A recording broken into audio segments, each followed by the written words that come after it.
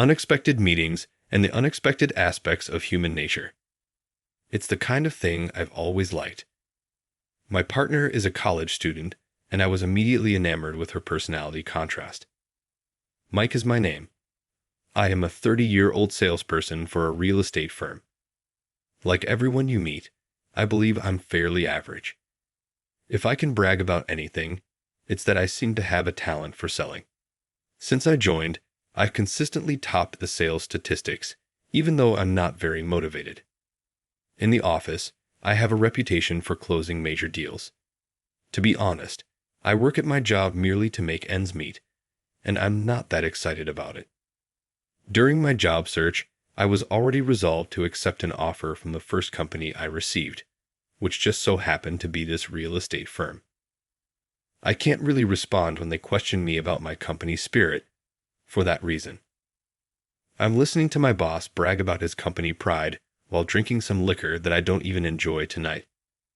The big players who are signing a large contract with us tomorrow are being entertained at one of those standard business dinners.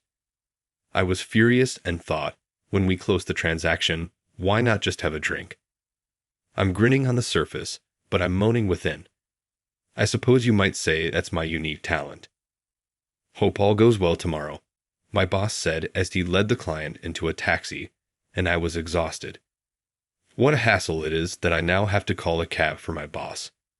When I eventually hail a cab, I shove my boss inside and force the door shut. Don't be late tomorrow, he says to me. Despite being my immediate supervisor, he doesn't care about the specifics of the job. He is incapable of handling a deal on his own and only wants the credit.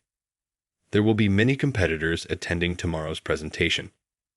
I feel more like I'm being taken advantage of than trusted. That's something I've recently realized. As the taxi carrying my boss vanishes from view, I exhale in relief. I consider going straight home, sleeping, and then making my way to the closest subway station. Even though it's a weekday, there are a lot of people around, so I try to avoid running into intoxicated people. I choose a less crowded path since I'm tired of the crowds, but I end up in trouble for it. Help someone. Give me up. In a dim alley, I hear a young woman pleading for assistance. I turn to face the voice out of instinct. I notice a man who appears to be a playboy and a little woman wearing spectacles fighting. By grabbing her by the wrist, the man is dragging her to an exit where a white van with its sliding door open is waiting, perhaps with his friends inside. This definitely appears to be a crime scene. I think about it, but honestly, I'm not keen on getting involved. As I'm deciding whether to walk away or intervene, I lock eyes with the distressed woman. The desperation in her gaze behind those glasses holds me. Without thinking, I find myself stepping between the man and her. I must have moved faster than I ever believed I could. Before I could think, my body just moved on its own. I guess there was something captivating in her eyes. Can't you see she's not into it? And are those guys your pals? This looks like a kidnapping. Isn't this a crime? My words seem to unnerve the guy, and he lets go of her arm. Sheltering her behind me, I tell the guy, just give up. To be honest, fighting isn't my strong suit. I really don't like confrontations or complications, yet here I am, stirred into action by the intensity of her gaze. Back off, old man, or you'll get hurt, the guy spat, sounding like some thug on the street. Looking closer, he seemed like a college student. Hey, are these folks your friends? I turned and asked the girl. I've seen him around campus, but I have no association with him, she responded firmly. The guy momentarily faltered at her words. A tussle between me and him continued, with shouts of let go and back off.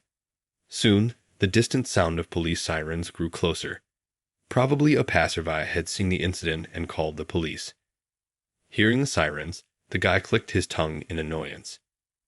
Just when I thought it was over, a heavy punch came flying at me with incredible force. I blacked out as I was slammed against a wall. The last thing I remember was that moment. When I woke up, I found myself in an unfamiliar room with sunlight coming through the curtains. I felt a pain on my cheek, but my back was in even more pain. It seemed like I was on the second floor, with the distant sound of machinery coming from below. I recognized the nostalgic scent in the air. It was the smell of ink. Rising from the bed I'd been laid on, I checked my sore back. It appeared I had some scrapes. An old-fashioned clock on the wall showed it was 2:00 p.m., oddly. I didn't feel panicky or desperate, even though I was absent from work and had an important meeting that day. I absent-mindedly wondered who had taken over the crucial deal I was supposed to handle, but I quickly gave up on the thought. My cell phone, which was by the pillow, had a broken screen and seemed to be non-functional, probably from when I fell. Inadvertently, I had become that guy who loses contact on such an important day. My boss must be in a real panic. I said a silent sorry in my head for a moment and then let the thought go. I walked down the stairs, drawn to the sound of machinery. I found what seemed like a living area above a workspace. Judging by the number of dishes in the kitchen, I guessed maybe 2 people live here. Yet, I had no idea where I was. In front of me, there was a large machine with metal plates lined against the wall.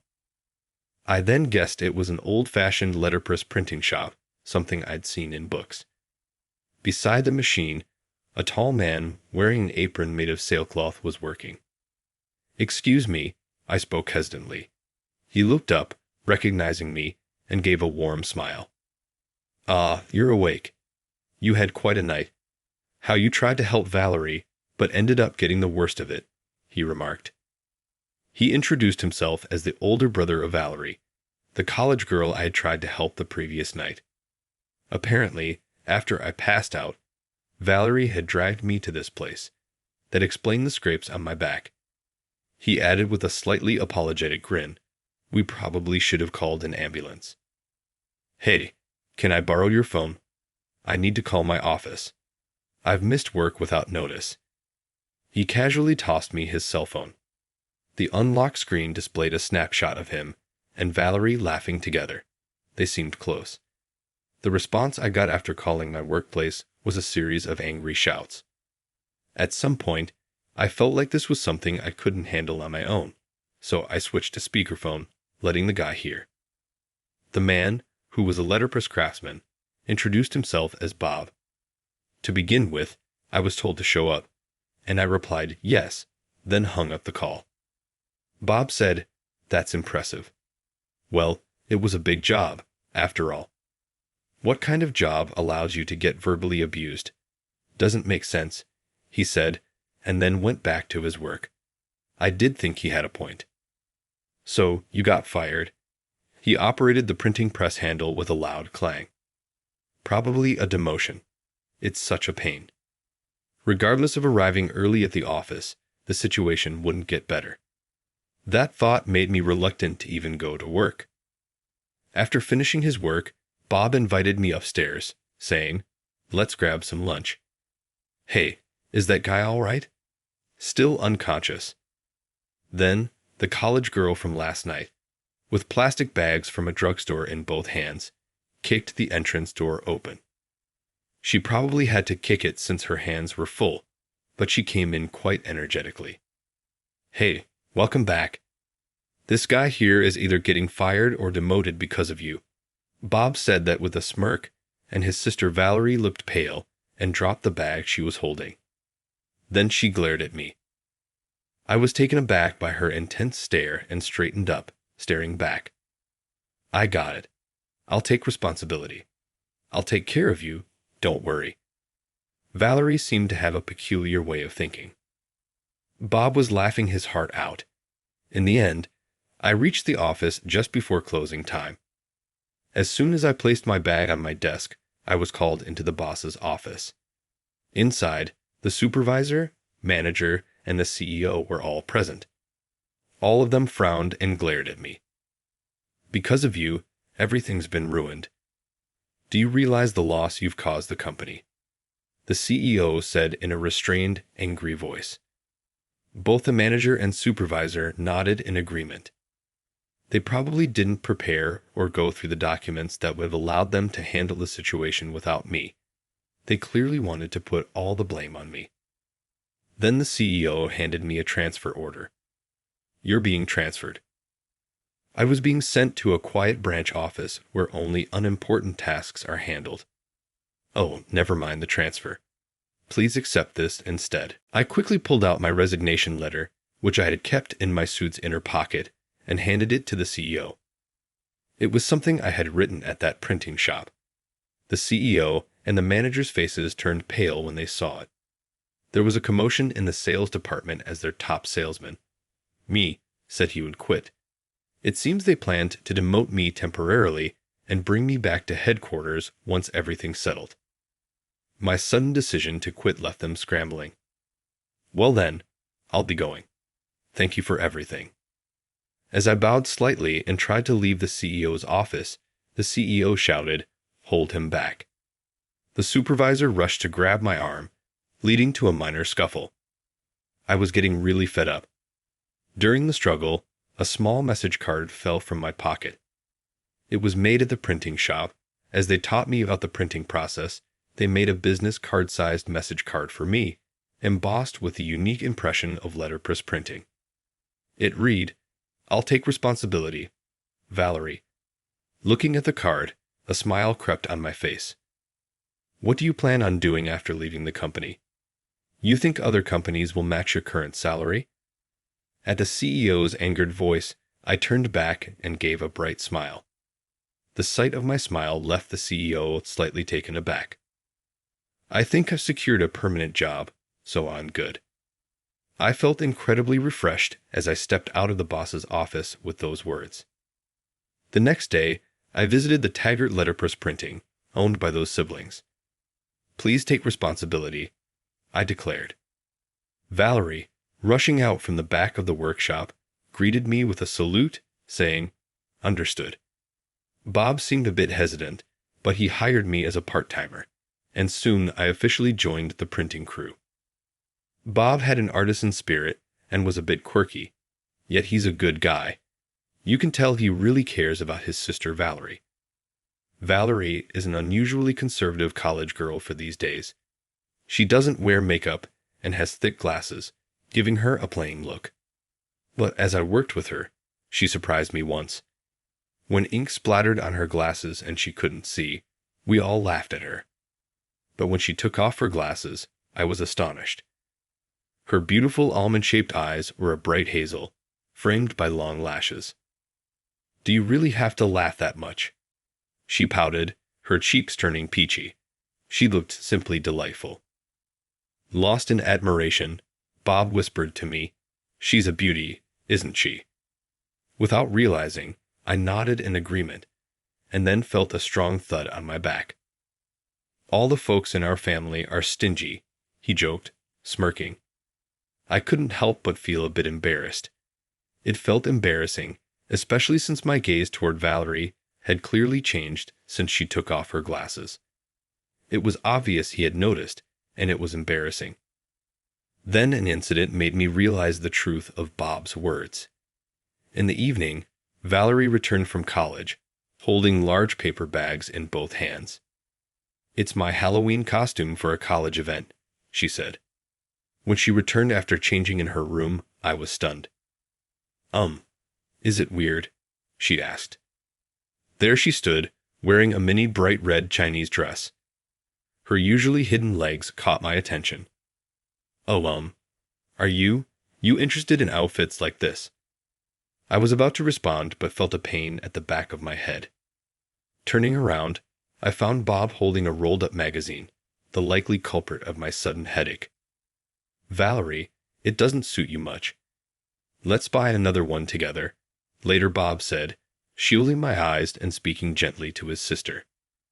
I murmured under my breath, "Protective brother, of course."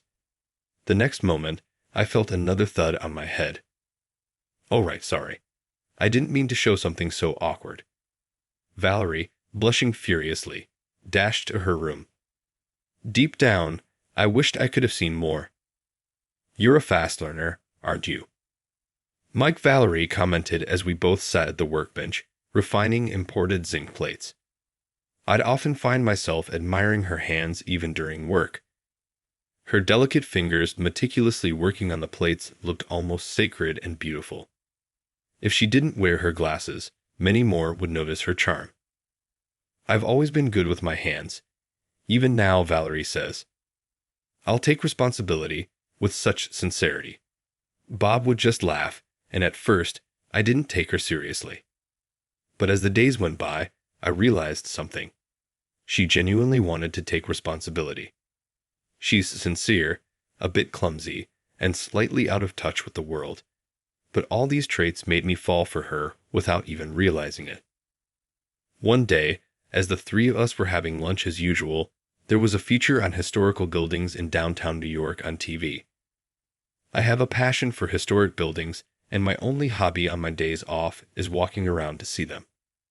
As I started explaining the buildings shown on screen to the other two, Valerie leaned in to look me in the face. "Hey, what's up?" "Sorry, was I being too loud?" I thought I might have been over-talking, and I apologized to Valerie. She shook her head and stood up, saying, "No, that's not it." "Hey, what do you really want to do, Mike? Are you staying here just because I said I'd take responsibility?" Confronted by her intense gaze, I couldn't answer immediately. I thought to myself that I shouldn't give a half-hearted reply. "I'll think about it and get back to you." Upon hearing my words, Valerie sat back down, saying, "All right, Mike. I know you hate overthinking stuff, but take some time tonight and really ponder about it." Even though Bob kept his eyes glued to the TV, his words hit me hard. That night, I went home and reflected on what they had said. I realized I had been living life without much purpose. It was the same with my previous job. I felt like I was just going through the motions, working out of habit. No real attachments or regrets. Even when it came to girls, I had an easy come, easy go attitude. What did I really want to do? I spread a notebook out on the table and began jotting down everything. Food I wanted to eat, books I wanted to read, things I wanted to do, and historic buildings I wanted to see all over the world. In no time, the pages were filled. I can't do all this. There's not enough time, I sighed, looking over the filled pages. Then suddenly, I burst into laughter. There were photo books of historical buildings on a shelf, which I hadn't paid much attention to. If I hadn't met those two, I might have spent my life simply sighing over the images in those books. After laughing heartily, I felt a weight lift off my chest. I'm quitting my part-time job today. The next morning, I announced this to Valerie and Bob right away. Bob, with a puzzled expression, remarked, "You're always so unpredictable." Yet I could tell he wasn't mad. "You figured out what you wanted?" Valerie asked, and I nodded confidently. "So what's the plan?" "I'm going to see everything I've ever wanted to until I'm satisfied." Valerie gave a delighted smile. "That sounds wonderful." I explained to them about my plan to visit historical sites around the world. Bob was concerned about the finances, but I had some savings from when I worked at a real estate agency. If I'd run out, I planned to pick up another part-time job. "Valerie, I'm sorry I always tease you about taking responsibility. You don't really have to." I apologized to Valerie for always teasing her by telling her to take responsibility. I thought I should make sure to tell Valerie that she's now free. When I did, Valerie bit her bottom lip and looked up at me. She always makes that expression when she wants to convey something serious. "You don't have to apologize. Please don't. Instead, I just want to ask one favor." That was what Valerie said to me. It was the first time she had ever asked me for a favor, so I was taken aback. "Huh, a favor? What is it?" I asked, hesitantly. With a serious look on her face, she said, "Is it okay if I wait for you, Mike?" I thought, what a sweet request. "Hey Bob, can you step out for a bit? I want to hug Valerie." Bob retorted, "You know my answer is no. Don't push your luck. It seems touching her is off limits until I return." I feel the day I'll be calling Bob brother-in-law is getting closer. As proof, even though Bob verbally says no, he's still smiling. If God exists, I truly want to thank him. Thank you for leading me to the sibling. That day, I've traveled for 3 years and have seen much of what the world has to offer, but there's still more I want to see. I've been documenting my travels on a blog, and in doing so, I started getting interview requests and offers to write essays and columns for travel magazines. Now writing for them has become my job. The rapid change still astonishes me. To keep my promise, I opened the doors of the Tucker print shop. I'm back. Sorry for keeping you waiting. Upon my unexpected return, Valerie was in shock. When she realized, she gave a big smile and saluted me. I've been waiting for you. Welcome back. She ran towards me and hugged me immediately, and of course, I hugged her back tightly. So what did you think about the story? Subscribing to our channel will motivate us to create more content. Well then, see you in the next video. Anyone who works overtime and is slow at their job is just incompetent and should be fired. After that, a problem arose. Who's in charge here? He got fired yesterday. He was the only one who could speak French. What? There was only one person who could solve the problem. Michael tried to call him back, but my name is Brandon and I'm 30 years old. Despite being in my 30s, I live a brilliant life as a bachelor. My family home, where my parents and brother live, is about an hour drive away. We have a good family relationship, and I visit home about once a month. I work in sales, and I've been with my current company for 6 years. When I first joined, there was so much to learn that I struggled every day. At one point, I was recognized for smoothly handling a client who only spoke French, and I became in charge of foreign clients. It seemed I was the only one in the office who could speak French at a native level, so naturally, my workload increased. Before I knew it, working overtime had become the norm for me. Although physically exhausting, I could keep going because my colleague Jason and others would help out, bring me snacks, and cheer me on. There's nothing I can do to help. I'm sorry you have to bear all this burden. Some coworkers apologized, showing concern for me. The workload was immense, but I felt blessed with good relationships. Knowing that my efforts were helping my colleagues gave me more motivation. In the end, I actually liked my job. One day, as usual, I was working overtime when my manager Michael came to me. "You're working late every day. Don't tell me you're doing it on purpose to increase your overtime pay," Michael said. He was a bit of an eccentric, and even his colleagues tended to keep their distance from him. "I wouldn't do that. It's just that I have so many calls to make that I can't finish during regular hours," I responded. "Do you know what that's called?" "Incompetence," he said, snorting in a condescending manner. If I could, I'd love to go home on time and just relax, I explained. But my workload was double that of other employees. Additionally, some clients were in different time zones, and it would be rude not to call them during their daytime hours. So, working overtime was inevitable to manage my workload.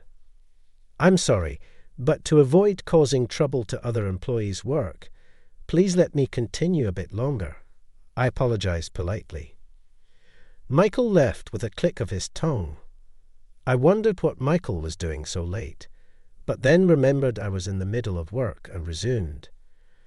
The next day, thanks to me, the documents for today's presentation would be ready just in time. "Always grateful to you, Brandon," I heard.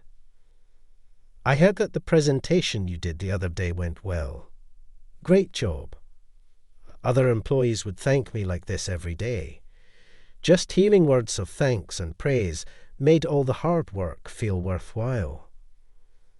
"I'm honored to be of help," I responded.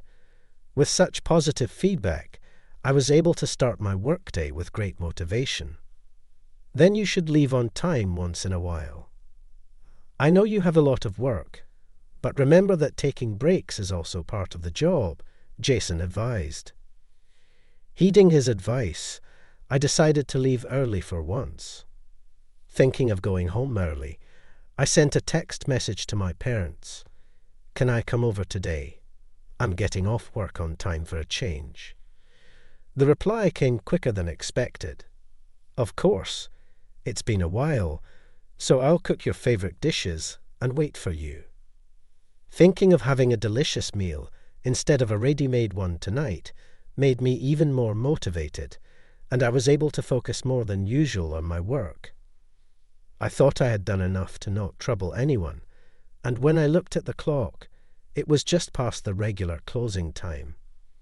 Quickly preparing to leave, I greeted the remaining employees and was about to exit the company when Michael stopped me. "Leaving now? You always work late, don't you?" he said in his usual sarcastic tone. "Yes, I finished the minimum required tasks for today, so I'll be leaving now," I responded with a smile, not letting Michael's sarcasm bother me. However, Michael didn't seem amused. "Who said you could leave?" he said, and I heard the sound of papers falling. Michael had knocked all the documents off my desk. "Whoops, my bad," he said, grinning. "Seems like my hand slipped." Looking at Michael's face, it was obvious he did it on purpose. "Oopsie, I accidentally stepped on them," he continued, deliberately stepping on the fallen documents, and left with a loud, crude laugh. I was genuinely worried and quickly started picking up the papers. Employees who had witnessed the whole thing helped me, and we managed to gather all the documents, but it was clear they needed sorting as various papers were mixed up. "We'll handle this. Brandon, just go home, man." My colleagues concerned for me urged me to leave. But there were too many documents, and they would end up working overtime.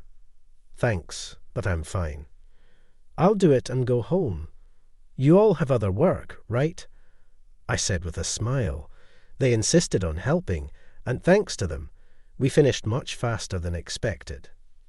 However, when I checked the time, it was already 2 hours past the regular closing time, and I had several worried messages from my mom. I hadn't noticed because my phone was in my bag. I apologized as I messaged back. "Work suddenly got busy and it's late. I'll drop by on my next day off.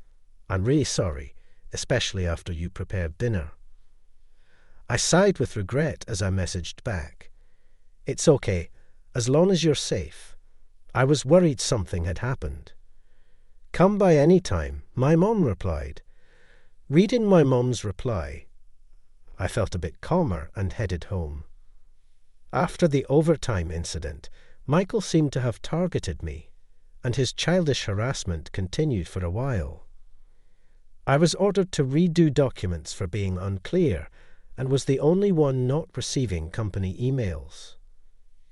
His blatant harassment led to my colleagues often stepping in to help, but the mental strain and stress were gradually building up. With the additional workload and Michael's harassment, I often worked until the last train. Then one day, while working overtime alone, Michael came again. By now, Michael was a figure of caution for me, and I felt myself tense up. "What is it? What do you mean?" I asked, and Michael's usual condescending tone came through. "Do you even realize how incompetent you are, just scraping off overtime pay?" He said. "I apologize. I'll leave now," I said, starting to prepare to leave.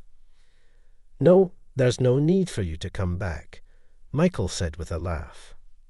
"What?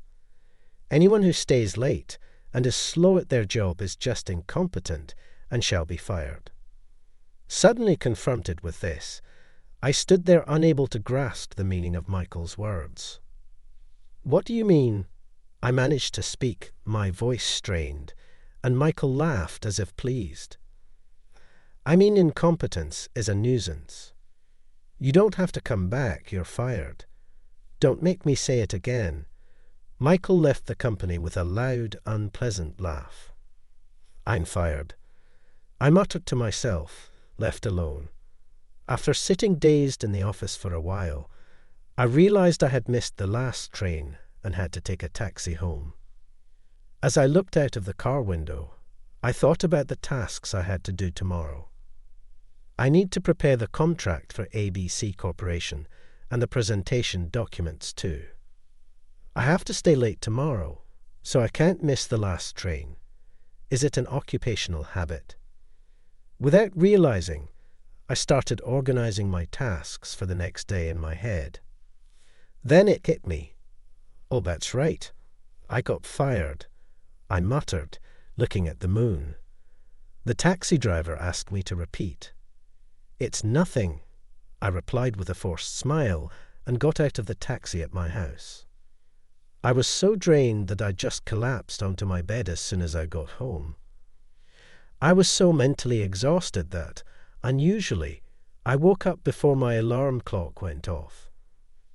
I usually get up at 7:00 a.m., but it was only 5:00 a.m. when I checked the time. I tried to go back to sleep, but Michael's words, "You're fired," kept echoing in my ears, preventing me from sleeping.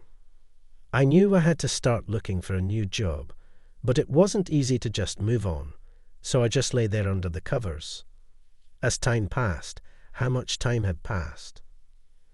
I realized my phone had been ringing continuously. I picked up the phone, and it was a colleague, but I didn't feel like answering. I gently placed the phone back down. It was past 10:00 a.m. when I checked the time. I hadn't noticed it was bright outside as the curtains were closed. I wondered what my colleagues thought about me being fired. Were they angry? Were some of them happy? Was I as incompetent as Michael had said? The incident had broken my spirit, and I could only think negatively. I have been so devoted to my job, more than I realized. Even when I was a newbie, running around to the point of nearly breaking down, I had never felt this low. Lost in my thoughts, I was startled by the sudden ringing of the doorbell. Who could it be? I slowly got up and peered through the door's peephole, and it was my father. I was momentarily surprised and hesitated to open the door. Then the doorbell rang again. With trembling hands, I slowly opened the door, and my father smiled upon seeing my face. What kind of face is that? At those words, tears started flowing, and before I knew it, they were streaming down my face. I'm coming in, saying that my father entered, holding a plastic bag. Seeing me in my wrinkled suit, he lifted the bag he was holding. Want to eat? You probably haven't eaten anything, right? So, my father knew. I felt so pathetic. He entered the room and opened the curtains immediately. Perhaps it was because I had been in a dark room for a while. The sunlight felt unusually bright, perhaps brighter than usual. The company called. They said you weren't answering your phone, so they contacted our home. What happened? I explained the whole situation to my father. He listened, nodding along as I spoke. So, what do you want to do now? Asked my father. I was unable to gather my thoughts and could only hang my head. What should I do now? What should I be thinking? How should I act? Seeing me like this, my father began to speak. Don't deny yourself just because others do. What's important is not what you should do, but what you want to do. People's words can sometimes be sharper than a blade, right? But don't let such people mislead you about your own worth. Nobody can truly determine another person's value. You've done well. Stand tall and be proud. Hearing my father's words, I found myself crying again. My father patted my back reassuringly. Let's have some food. It's your mom's cooking. If we don't eat, I'll get scolded by her. The thought made me chuckle a little. I had finally managed to smile. I ate the meal prepared by my mother with my father. Her cooking was as delicious as ever. I had lost my appetite since yesterday, but once I started eating, I was surprised at how hungry I actually was. Hunger doesn't let the mind focus. Forward for now. Just eat well and rest. Things will surely look up. I never thought that at this age I would be comforted by my father. Perhaps age doesn't matter in a family. If my father hadn't come, I would probably still be in bed, not eating, not moving, just spiraling in negative thoughts. Feeling full helped me start looking forward again. After finishing the meal, my father said, "You can always come back home." And then he left my place. Sitting on my bed after he left, I began to think about the future. Even if I was as incompetent as Michael said, I wasn't satisfied with how things ended. I don't demand recognition for my hard work, but I refuse to believe that everything. What I did was in vain. After all, it was Michael who announced my dismissal. What would Mr. Johnson think about this? It felt unsatisfying to just leave things as they were. Acknowledging Michael's actions, I wanted to retaliate, even if in a small way. While I was thinking, my phone rang again. Looking at the display, it was another colleague. After hesitating, I decided to answer. "Hello," I said. As soon as I answered, I heard my colleague's loud voice. "Finally, you answered. You got fired. What's going on?"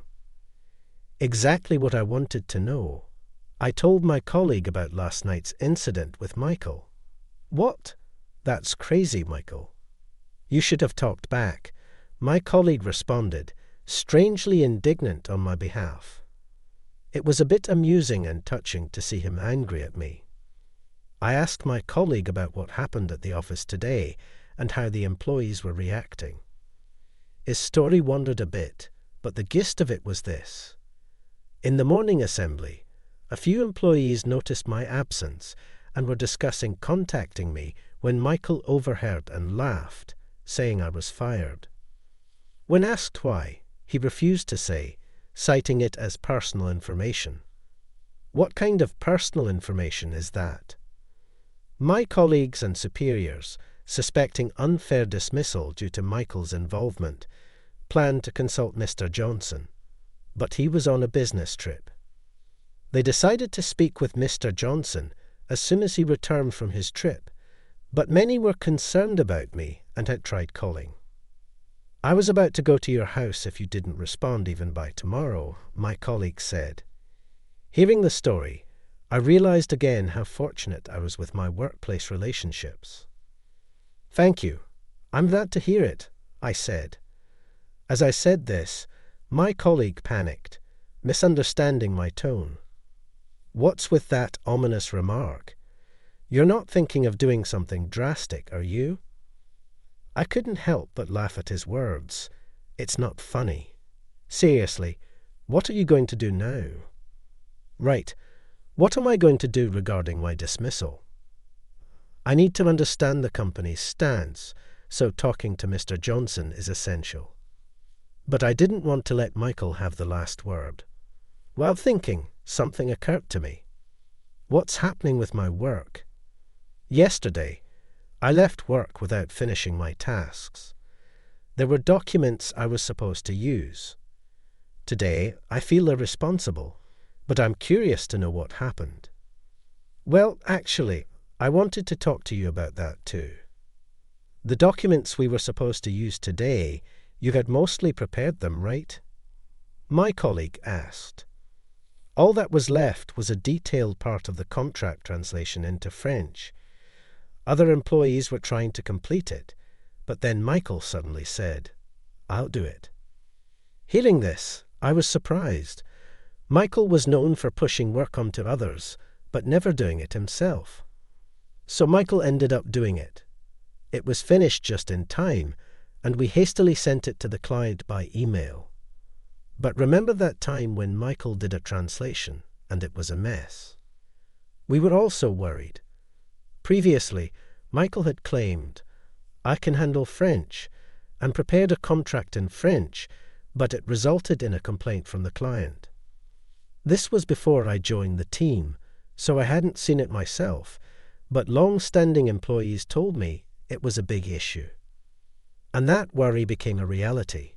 My colleague explained what happened today. It seems like something like this happened. "Michael, there's a call from a foreign company." I could only catch your name but couldn't understand the rest. "Sorry, should I transfer the call to you?" "Come on, learn to speak French." "Just transfer it," Michael said. He answered the call and said in poor French, "Hi, I'm Michael. How are you?" "One more time," the caller requested. Again, is that even real French? Michael hesitated. "Why angry contract?" "What?" Sorry, hello." He spoke in what seemed to be French, but then he said they hung up. "What did they say?" I asked. "Oh, they said they wanted to contract." "No problem," Michael replied. But later, another call came in. The client was furious, saying the contract was so poorly done, it was unacceptable. That contract had been prepared by Michael, and French. My colleague interrupted. "Who's in charge of this?" "Get them to solve it." He got fired yesterday. He was the only one who could speak French, my colleague explained. I sighed after hearing my colleague's explanation. I haven't seen the contents of the contract, but the fact that they're so upset is proof that it must have been pretty shoddy. And Michael's handling of it just made things worse. It feels like pouring gasoline on the fire.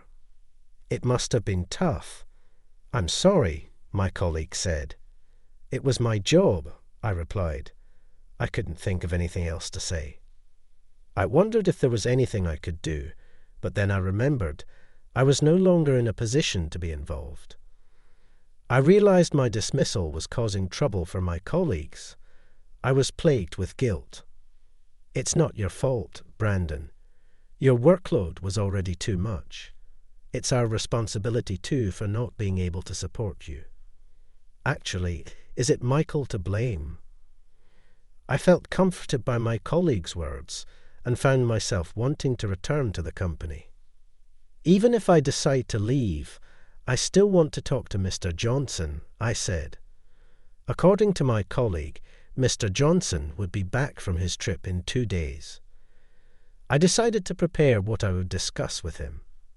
For now, I needed to collect my belongings from the office.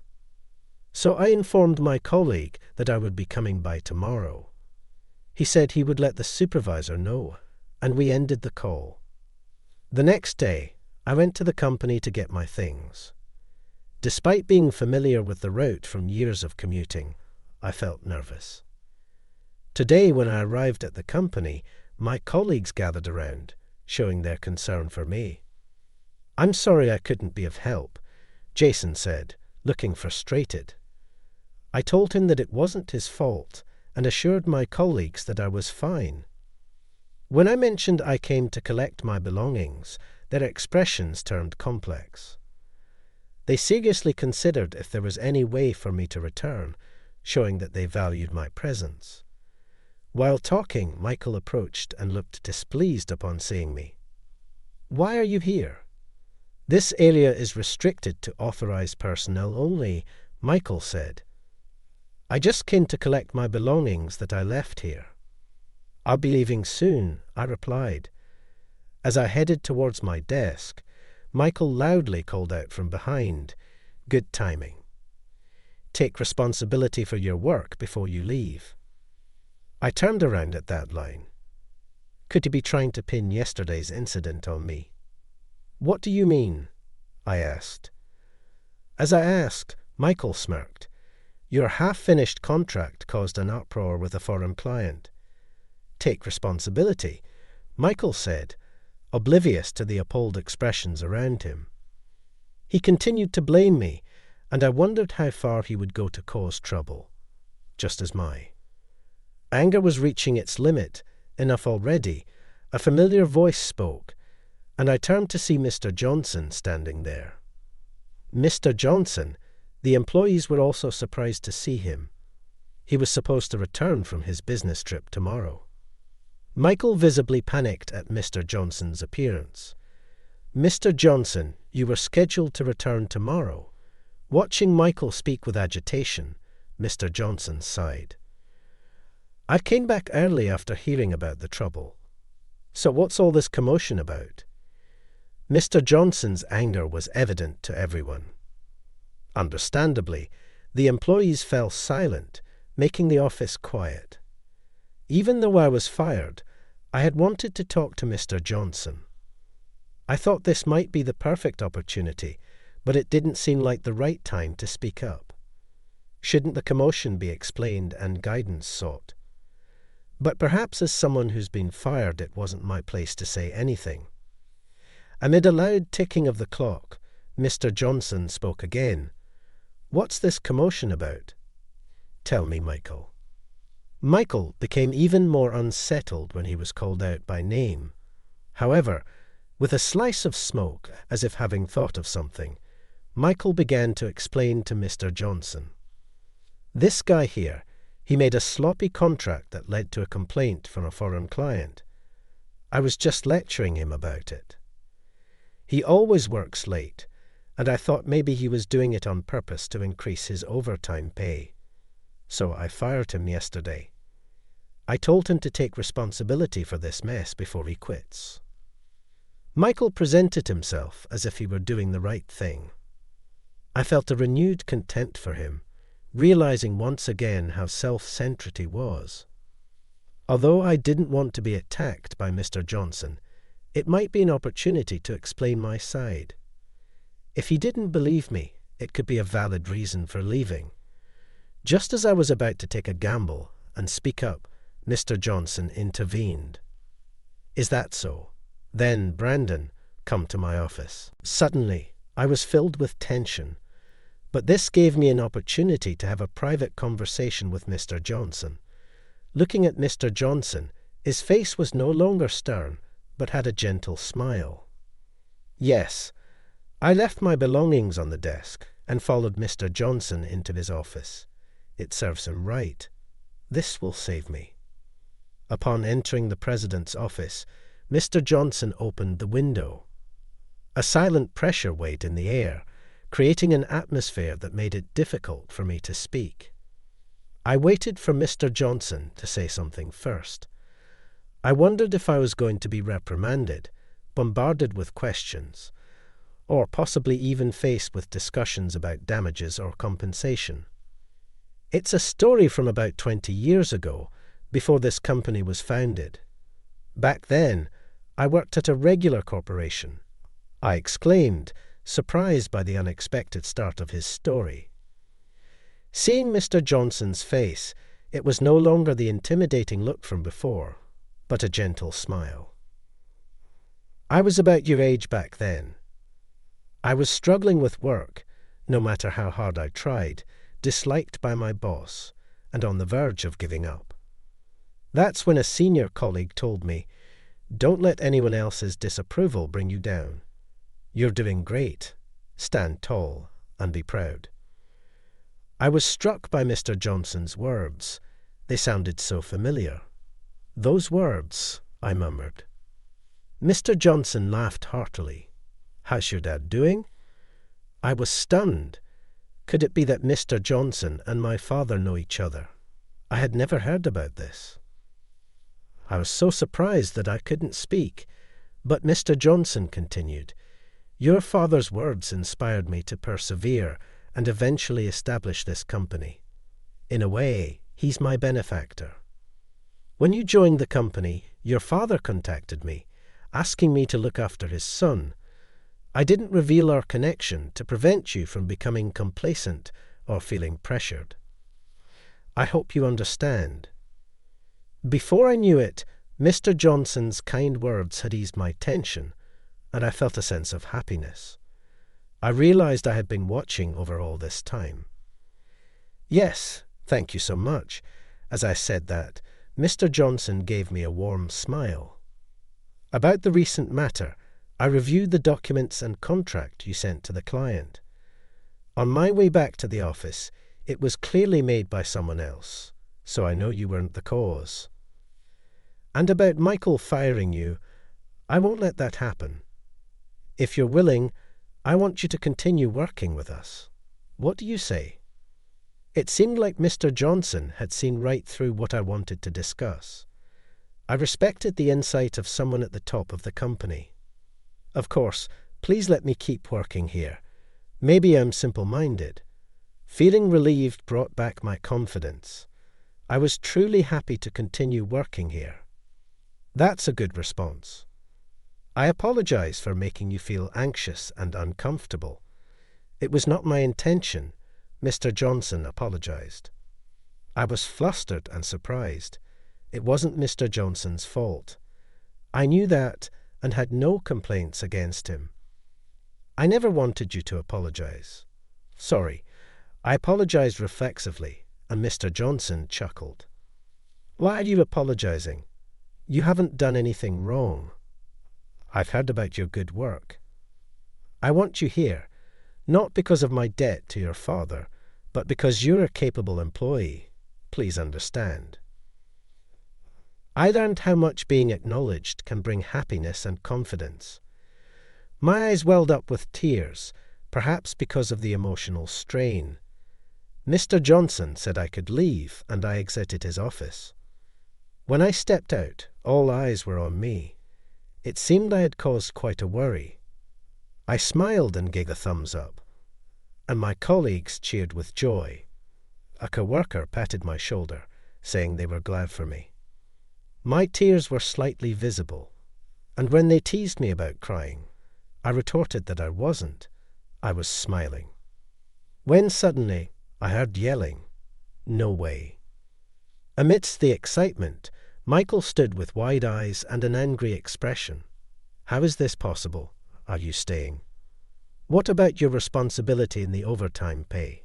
I decided you were fired. Michael's fury was no longer a threat to me.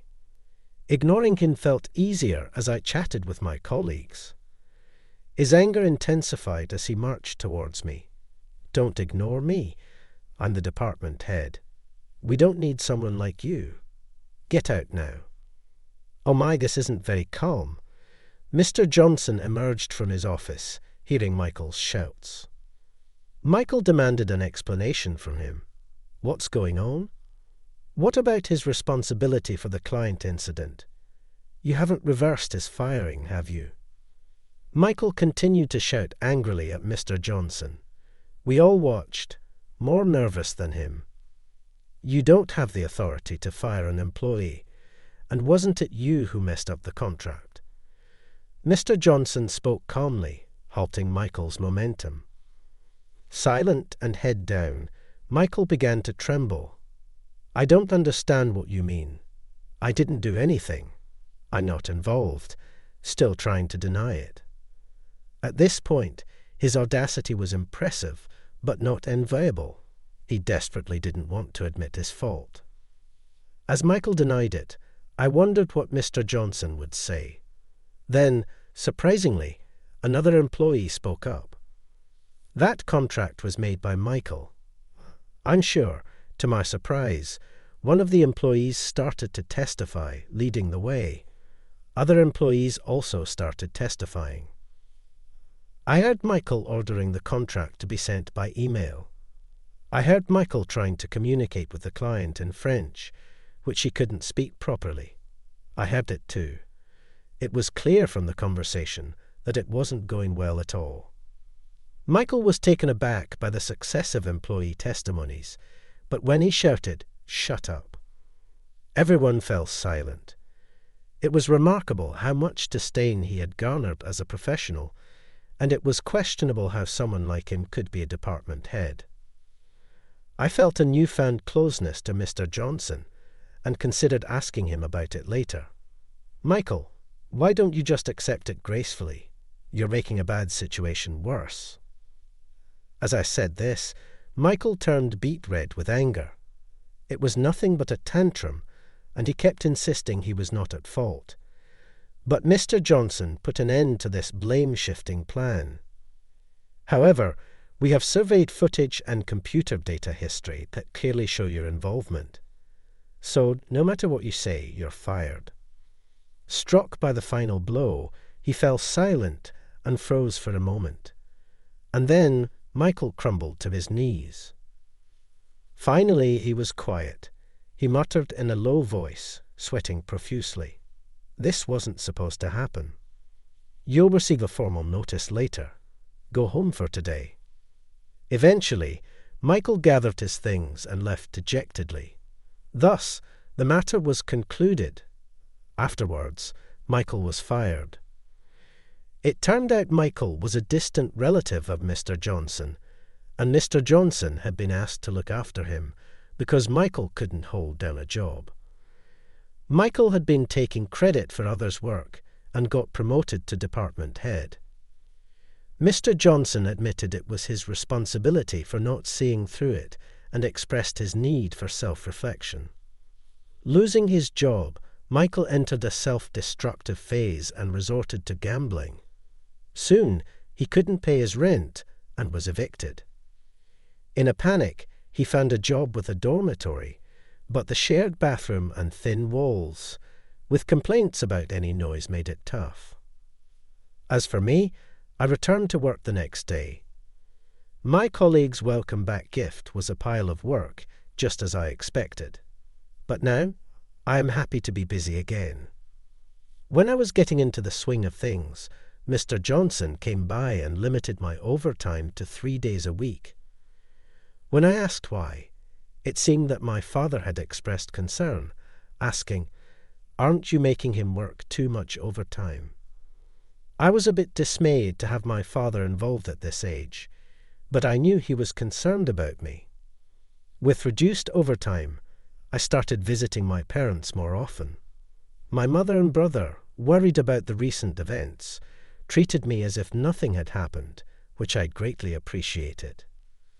Later, I learned that my mother was childhood friends with Mr. Johnson. She had wanted to complain to him about the overtime in the recent incident, but my father had calmed her down. My brother had been fired up about taking action against Michael, but again, my father had intervened. This whole situation made me realize how many people were on my side, making me feel fortunate, though maybe a bit overprotective.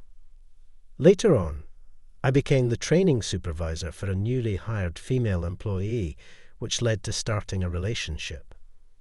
Another important person was added to my life. I now want to be someone who protects others, and that's how I'm living my life. Mr. Johnson, could you come in? I heard the CEO's voice as I clicked the door open and entered his office. There he was, sitting at the back with a woman by his side. It was his wife, Mrs. Mary Anderson. Seeing both of them looking at me, I got nervous and froze. Then Mrs. Anderson said kindly, "I'm sorry for calling you in so suddenly. I hope we didn't interrupt your work." I quickly responded, No, it's all fine." I had only spoken to the CEO, Mr. Anderson, when I first greeted him upon joining the company. As for Mrs. Anderson, I had seen her around but never spoken to her before. I wondered what both of them wanted to talk about with me. I was a bit nervous, thinking it might be something bad, but then quickly reassured myself with my usual cheerfulness, saying, It's okay. Anyway, Mrs. Anderson continued, while Mr. Anderson remained silent, which made it even more intimidating. "Mr. Johnson, what is your father's name?" Mrs. Anderson asked.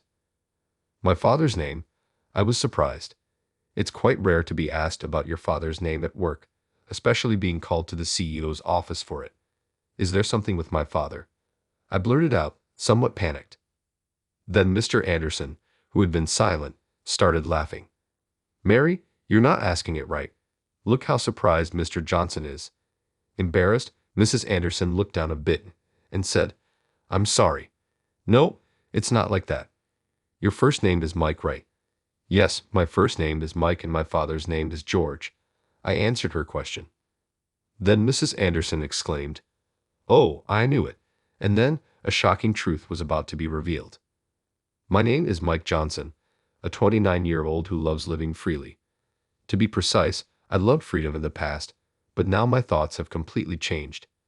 The turning point for me was, without a doubt, marriage. Before getting married, I hated being tied down. After graduating from high school, I didn't go to college. Instead, I saved up money through part-time jobs and went abroad. Traveling as a backpacker through various countries was truly enjoyable and meaningful.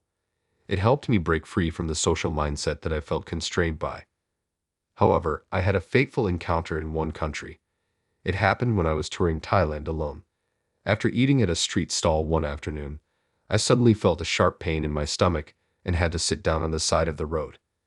Thinking it would subside after a short rest, I underestimated the pain, which only grew worse. I need to see a doctor before nightfall. This is serious, I thought, sweating from the pain. I considered calling for medical help, but I didn't even have the energy to look up a hospital. Just as my vision started to blur, a woman asked in English, "Are you okay?" Lifting my face with the last of my strength, I saw a young woman who appeared to be American looking at me with concern, and an older man standing next to her. "I have a terrible stomachache. It started suddenly after eating," I managed to say despite the pain. The older man then said, "It might be food poisoning. It's dangerous to leave it untreated. Let's go to the hospital right now." I was in too much pain to respond, and before I knew it, I was being carried to a car by the young woman and the older man and taken to the hospital. After receiving proper treatment at the hospital, my stomach pain subsided and I was out of danger. Since I'd had to stay overnight, the two who helped me went home, but the young woman came back the next morning to check on me. As I was getting discharged, I expressed my gratitude, saying it was thanks to them I was doing well, and asked for her contact details to thank her later. "Oh, then let me give you my father's business card." Handing me the card, I saw George Wilson, CEO of Wilson Real Estate Co. Ltd. written on it. "Wow, he's a CEO," I exclaimed. As a young man with only part-time job experience, seeing the word CEO made me feel like I was looking up to the heavens. Yes, my father had business in Thailand for a few days, and I came along for sightseeing, she explained. Her name was Sophia Wilson. The two who had helped me were father and daughter. Sophia was a college student a year younger than me. She said she wanted to travel to various countries while she was still a student. Having a similar desire to see the world while I was young, Sophia and I had a great conversation. I learned that Sophia and her father, Mr. Wilson, would be returning to their country in a few days. Although I had planned to continue backpacking, the severe stomach pain had given me a glimpse of the afterlife, so I decided to return to the States soon. After being discharged, knowing Mr. Wilson was interested in fine liquors from Sophia, I consulted my father, who was knowledgeable about alcohol, and ordered some specialty liquor as a thank you for their help in Thailand. I sent Mr. Wilson the liquor and Sophia a gift card by courier. Soon, Sophia contacted me to say thank you and suggested we go shopping together as she didn't know what to buy with the gift card. So we went on a shopping date. Shopping together, Sophia said buying something together makes it more memorable than doing it alone. I was happy and enjoyed the time with her. As Sophia and I saw more of each other, we grew closer and eventually, she became my girlfriend.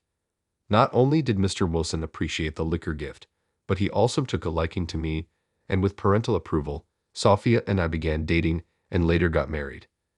Now, even though I still believe in a free and unbound lifestyle, I've come to realize that finding stability for a life with the one you love is also a form of happiness. That's why I decided to work for a general company. There, I faced the harsh realities of society.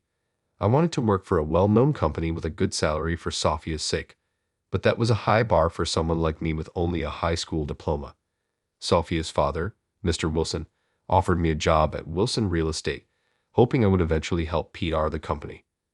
Sophia said, "Why work at a general company? You can always work at my dad's company." But I felt it wasn't right to rely on my father-in-law's connection, having only high school and part-time job experience. Besides, I've always been a man of spirit and energy. I was sure I could get hired by a good company in unfounded confidence. In hindsight, now I realize it was youthful arrogance, a lack of maturity. I went to about 10 interviews and was rejected by 9. That summer, at 22, I learned that enthusiasm alone doesn't get you a job. Should I go to college now? Studying for college entrance exams now, I likely wouldn't make it into a prestigious university. Maybe I'm a loser. Just when that thought crossed my mind, my phone rang. This is the recruitment department of EMR Corporation. We decided to hire you, Mr. Johnson. Can you start next week? The woman on the phone said. Really? I'd exclaimed in a higher pitch than usual. After getting the details about my first day and hanging up, I shouted yes, and fist pumped. It was a sunny day, and I was at home with Sophia. You got it. That's great, congratulations, she said, very happy for me.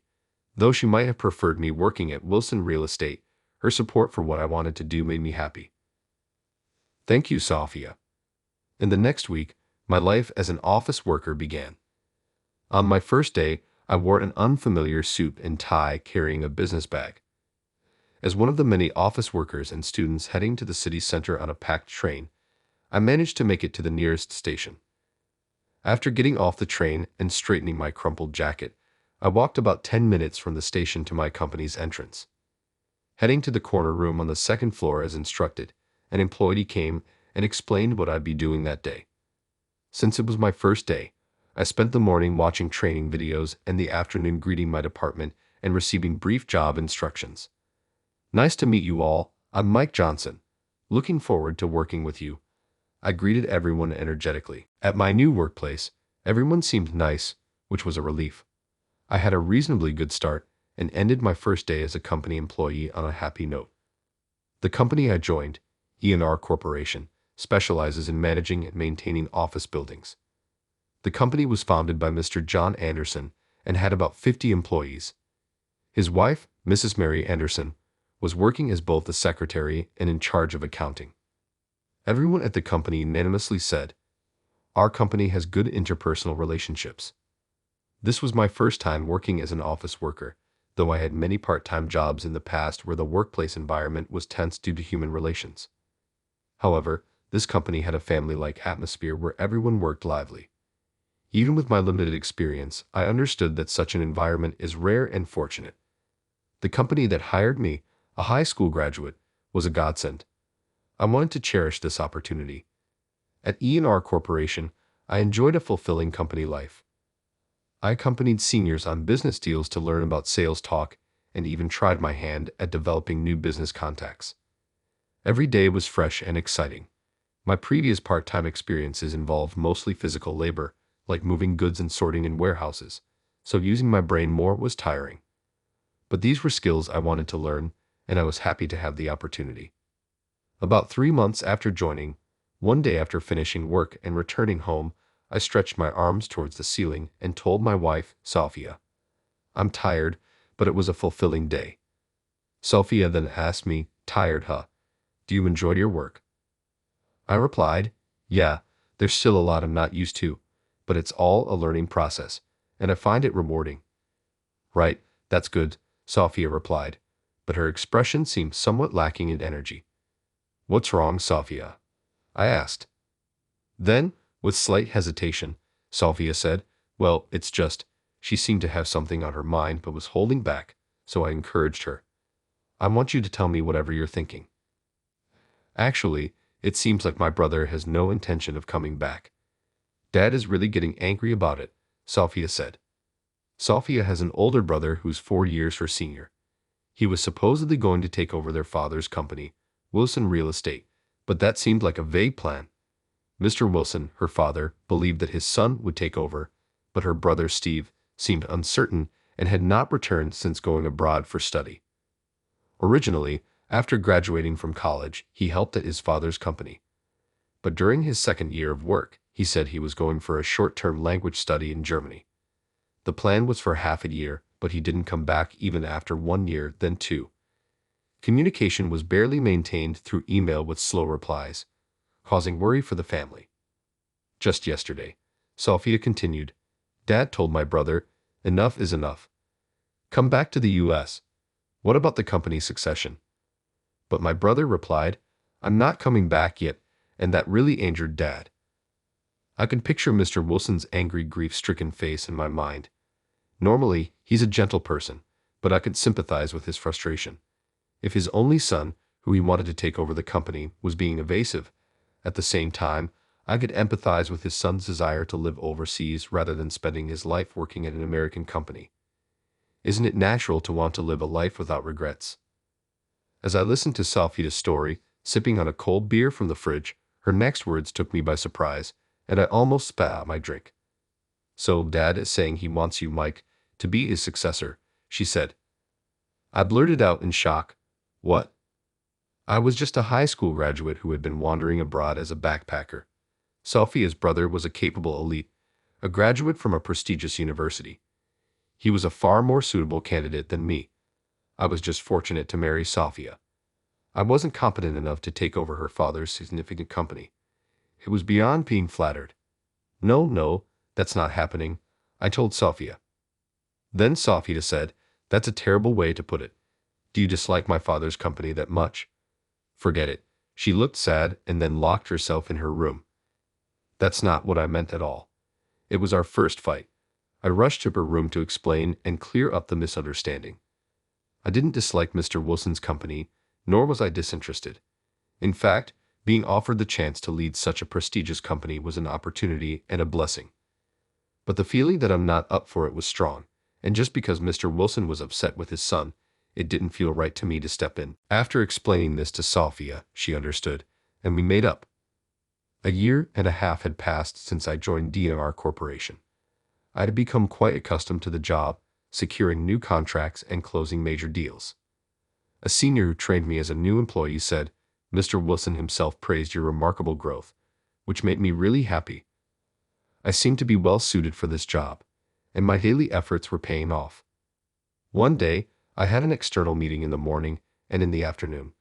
After returning to the office, I was checking my emails when my manager came and said, "Mr. Wilson is calling you. Please come to his office." To the CEO's office. I was surprised since I had never been called to Mr. Anderson's office since joining the company. I had heard of department heads being summoned, but it was almost unheard of for an employee like me, only a year and a half into the company, to be called by the CEO.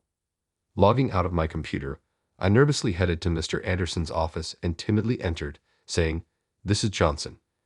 May I come in?" "Ah, Johnson, come in," I heard Mr. Anderson's voice. As I opened the door and entered, I saw Mr. Anderson sitting at the back with a woman beside him. It was his wife, Mrs. Mary Anderson. Both of them looked at me, making me freeze up in nervousness. Then Mrs. Anderson said kindly, "Sorry for calling you in so suddenly. Did we interrupt your work?" I hastily replied, No, it's all fine." I had only spoken to Mr. Anderson during my initial greeting upon joining the company, and this was my first time speaking with Mrs. Anderson, though I had seen her around. I wondered what they could possibly want to discuss with me. Nervous they might say something bad, I quickly reassured myself with my usual positivity. It's okay. About the matter, Mrs. Anderson continued. Mr. Anderson remained silent, making me even more nervous. "Johnson, what's your father's name?" she asked me. My father's name? I was taken aback. It's not common to be asked about your father's name at the workplace, especially not in the CEO's office. "Is there something about my father?" I asked hastily. Mr. Anderson, who had been quiet, began to laugh. "Mary, you're not asking it right. Look how surprised Johnson is." Embarrassed, Mrs. Anderson slightly looked down and said, "Sorry, I didn't mean it like that." "Your first name is Mike, right?" "Yes, my first name is Mike, and my father's name is George," I answered. Then Mrs. Anderson exclaimed, "Oh, I knew it." I was completely baffled, not understanding what she meant by, "I knew it." "Is your surname truly Johnson? Did your surname change at some point?" "Oh, but it's too personal, you don't have to answer." "I'm sorry," Mrs. Anderson said gently. I hesitated for a moment. "I'm sorry. As you said, my surname has changed. When I joined the company, it wasn't specifically asked, so I didn't mention having gotten married and taken my wife's last name. Until marriage, my last name was Baker." I responded honestly. When I married Safia, her father, Mr. Wilson, had planned for his son Steve to take over the company, but he also wanted me to work there, suggesting I should take the Wilson name as part of the family. Changing my surname to Wilson wasn't an issue for me, so I accepted their suggestion.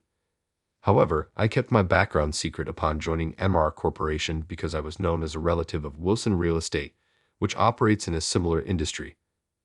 I didn't intend to lie when asked, so I thought it was best to be open about it for the sake of trust. But Mrs. Anderson and Mr. Anderson didn't call me to press about my connection to Wilson Real Estate. They had a different reason, which became clear later in the conversation. Ah, I knew it. I listened to Mrs. Anderson's second, I knew it, which she said in a voice even higher than before. Yes, indeed, you're the one from that time, Mrs. Anderson said. Mr. Anderson added, yes, just as you thought from that time. I was still completely clueless. Excuse me, I'm sorry, but I have no idea what you're talking about. What do you mean by that time? I asked them, even though it might have been rude. Then Mrs. Anderson began her story. It was 22 years ago. I was pregnant with a child, John's and mine. I still had 3 months to go until my due date and was out shopping alone. Suddenly, I was struck with severe abdominal pain and couldn't stand, so I sat down right there. Back then, not everyone carried a mobile phone like today, and I didn't have one. A woman passing by noticed something was wrong with me and approached me. Mr. Anderson was listening quietly, his gaze on the floor. She offered to call an ambulance, but I thought it was too much and asked for a taxi to go to the hospital. So she went to the road to hail a taxi. However, we couldn't catch one easily, and my abdominal pain worsened. While listening to Mrs. Anderson, I wondered anxiously if her baby was safe. She continued, then a car stopped. The man driving asked what was wrong, and the woman helping me explained that I was pregnant and in pain. He offered to take me to the hospital in his car. I was hesitant to get into a stranger's car, but I was in too much pain to refuse, so I accepted the ride. Hearing up to this point, I couldn't help but blurt out, I'm glad. Mrs. Anderson continued, that man drove me to my usual maternity clinic. I was so grateful that I wanted to thank him later. So when I got out of the car, I asked for his name and contact details. However, he said no need for thanks and didn't give his contact. At least he wrote down his name on a piece of paper for me while I was struggling with the pain. It was George Baker. I was surprised my father, George Baker, had such a connection with Mrs. Anderson. The world is indeed a small place. Mrs. Anderson's story continued. Actually, in the car, Mr. Baker mentioned he was also on his way to a maternity clinic. It was different from the one I was going to, so he kindly dropped me off first. The reason he was going to another maternity clinic was, I interrupted her. Could it be? She said, yes, it was for your birth. Your mother had gone into labor, so he was on his way there. I told him he should have left me and made sure to be there for his child's birth first. I wouldn't have understood, but he said, I can't just leave someone in trouble. It's fine. My son will wait for me. We decided to name him Mike. He's a smart boy. He'll wait. I felt terrible thinking if he missed his son's birth because of me. Finally, I began to understand. I told Mrs. Anderson, thank you. Even if my father hadn't made it to my birth, it would have been okay. Only my mother could give birth, so as long as he met me afterwards, it's fine. Hearing this, Mrs. Anderson looked disappointed and downcast. So he didn't make it after all. I'm so sorry. I quickly said, sorry, I didn't mean to mislead you. Actually, my father was there for my birth. I don't remember it myself, but my father told me all about it, so there's no doubt about it.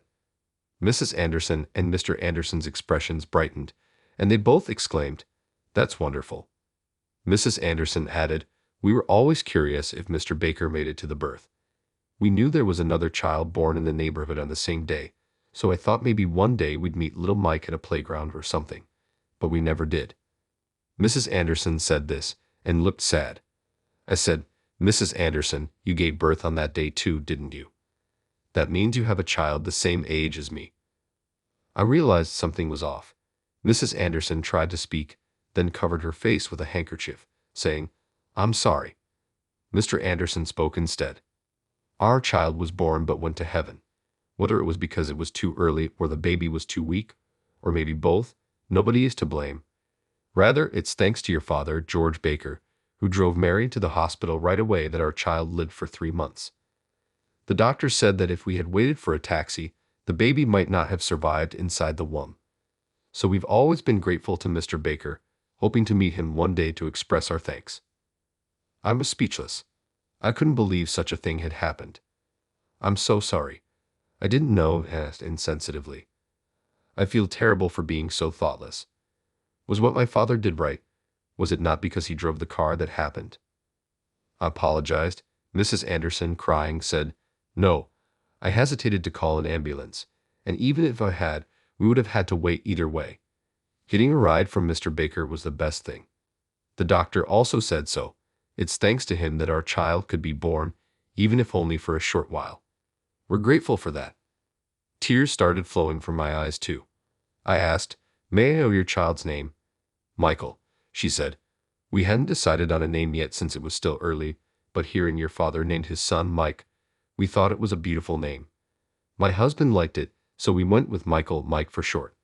Mary said, "Michael, it's like he's my twin brother."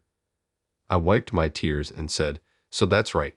Mr. Anderson said, "We've always thought of you, whom we never met, as our own son. We hoped he'd live well for Michael's sake. It must be strange to hear us say this." But Mr. Anderson explained, "We never thought you'd join our company. We didn't realize you were the same person because your last name was Wilson. But when your age matched perfectly, and your first name was Mike, we asked Mary to observe you discreetly. She wasn't sure but thought you resembled Mr. Baker, so we decided to ask you. And you were him, which makes us really happy. Thank you. I'm also glad to know this." I felt a mix of happiness and the Andersons' sorrow of losing their child. "Could we meet your father, Mr. Baker, to thank him? If it's difficult, maybe we could send a gift." "What would he like?" Mrs. Anderson asked. "Thank you for your kindness. Actually, my father has already passed away," I informed her. "Oh, I'm so sorry for speaking thoughtlessly. What about your mother?" Mrs. Anderson said apologetically. "Don't worry about it. My mother passed away before him when I was 2, from a heart condition. I don't have many memories of her. My father raised me alone. He died of cancer 3 years ago." I told them. "Oh, I had no idea," Mrs. Anderson said, tears streaming down her face. She reached out to hug me but suddenly pulled back, exclaiming, "No, I'm sorry. I've always thought of you, Mike, whom I knew only by name, with a mother's affection. I impulsively wanted to embrace you like a son when I heard about your misfortune. How embarrassing. I'm really sorry." Hearing this, I responded, "No, I'm grateful that you think of me that way. I'm an adult now but still in my early 20s, and it's lonely without both my parents sometimes. I get melancholic." Mr. Anderson immediately said, "You're not just an employee to us, but like a son. Feel free to rely on us anytime you're in trouble." "Thank you," I said, tears welling up again. Mr. and Mrs. Anderson were also crying. After that incident, Mr. and Mrs. Anderson began to care for me even more. Years passed, and thanks to my hard work, I quickly rose through the ranks, eventually becoming a department head. Mr. Anderson even mentioned, "I'd be happy if you could someday be a director of our company." It was still hard to imagine, but I could feel they genuinely thought of me as their son. Moreover, I had another set of parental figures, my wife Sophia's parents, Mr. and Mrs. Wilson. Essentially, they were my in-laws. They too treated me like their own son and were always kind to me. Mr. Wilson kept saying, "Our company will be inherited by Mike," which made me feel grateful yet burdened with a heavy responsibility.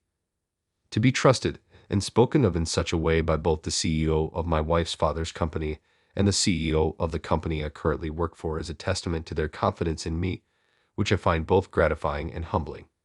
Sometimes, I even wish there were 2 of me to meet both CEOs' expectations. However, there's been recent progress concerning the succession of Mr. Wilson's company. Sophia's brother Steve has finally decided to return and take over as co-CEO. Mr. Wilson said, "Steve coming back now, there's no place for him," but I believe that's not what he truly feels. Deep down, he's probably delighted that his son is ready to take over the company. I can tell from Mr. Wilson's words and actions, and I hope for the strong bond of parent and child to prevail.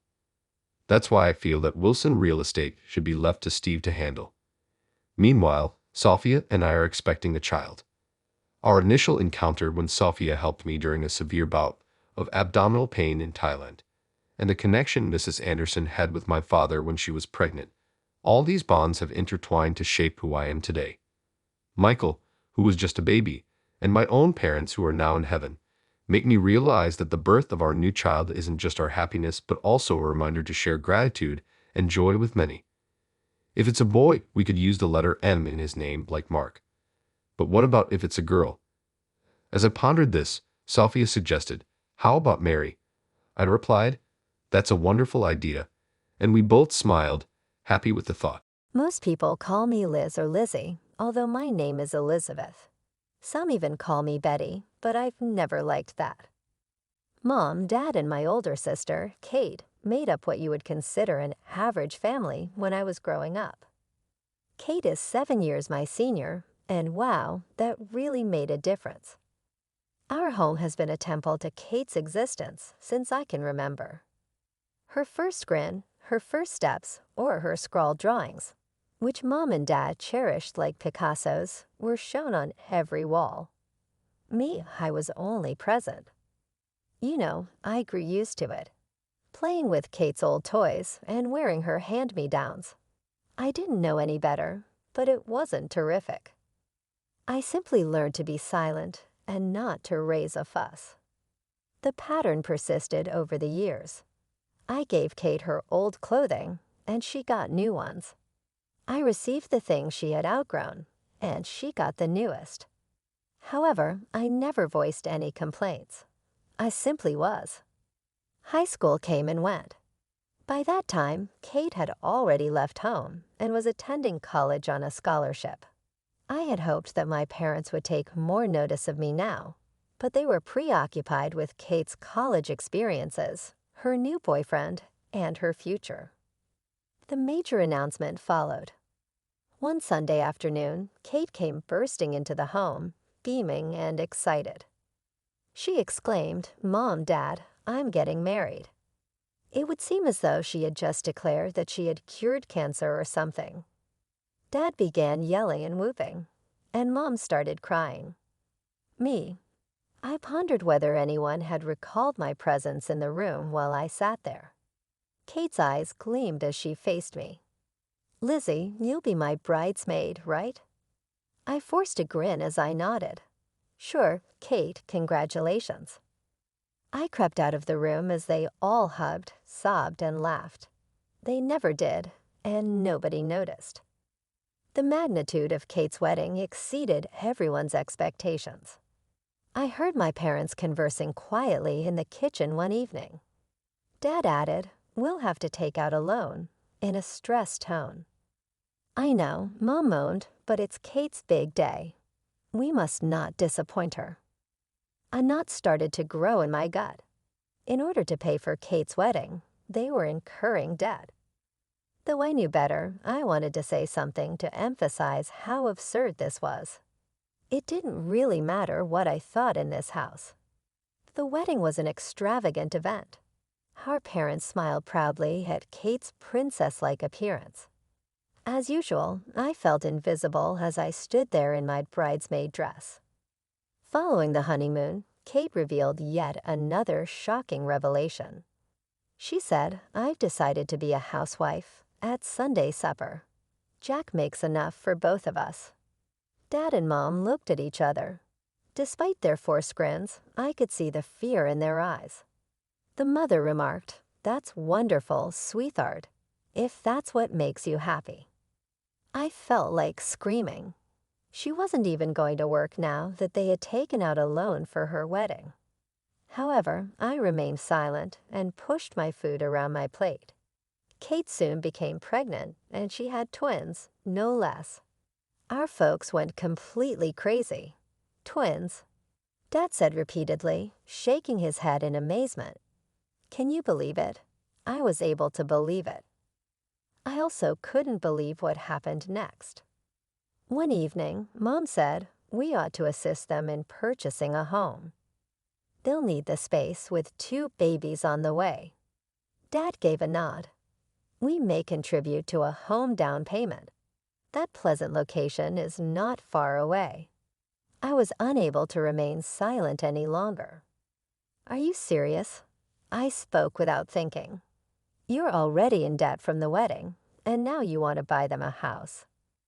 Both of them gave me a look as if they had forgotten I was there. Perhaps they had. Mom said, Elizabeth, in a firm tone, "This is the role of family. We support one another." A few months later, the twins, two adorable little boys, were born. Mom and Dad were ecstatic, swooning over the infants at Kate's new home whenever they had free time. I was attempting to determine my future course of action as I was completing high school. The obvious decision was to go to college, but how would I pay for it? I plucked up the nerve to inquire one evening. "Mom, Dad, I've been looking at colleges." Mom responded, "That's nice, dear," without raising her gaze from the twins' picture album she was organizing. I was wondering, could you help me with tuition? That glance that stated they'd rather be talking about anything else was shared between them once more. "Well, sweetie," Dad said, "we'd love to help. But with the loan for Kate's wedding and helping with the house, we can cover half." In response, Mom said, "But you'll need to figure out the rest on your own." I felt like I'd been punched in the gut. Half? That's all they could do after everything they'd done for Kate. But I knew arguing was pointless. "Okay," I said, my voice small. "Thanks." As I walked back to my room, I heard them resume their conversation about the twins' latest accomplishments. I closed my door, leaned against it, and for the first time in years, I let myself cry. I'd managed to get into the local community college, not my dream school, but the only one I could afford. With my parents' measly contribution, to make up the difference, I landed a part-time job at a nearby diner. Let me tell you, waiting tables while trying to keep up with college coursework is no picnic. I dragged myself home most nights, dead on my feet, dreaming of my bed. But even that small comfort was often yanked away from me. It started one Friday evening. I had just finished a brutal shift and was looking forward to face-planting into my pillow when I walked in to find Kate in our living room, the twins crawling around her feet. "Of Lizzie," she exclaimed. "Thank God you're here. I'm at my wit's end with these two. Mind watching them for a bit? Jack and I haven't had a date night in ages." Before I could even open my mouth, she was out the door, leaving me with two screaming 3-year-olds. "What the hell?" I muttered, staring at my nephews. Don't get me wrong, I love the little terrors, but this wasn't what I signed up for. Mom wandered in from the kitchen. "Your sister is exhausted. This is what family does. Besides, it'll be good practice for when you have your own kids." I wanted to scream. Kids. I was barely keeping my head above water as it was. This became a regular occurrence. Every weekend, without fail, Kate would show up, drop off the twins, and disappear.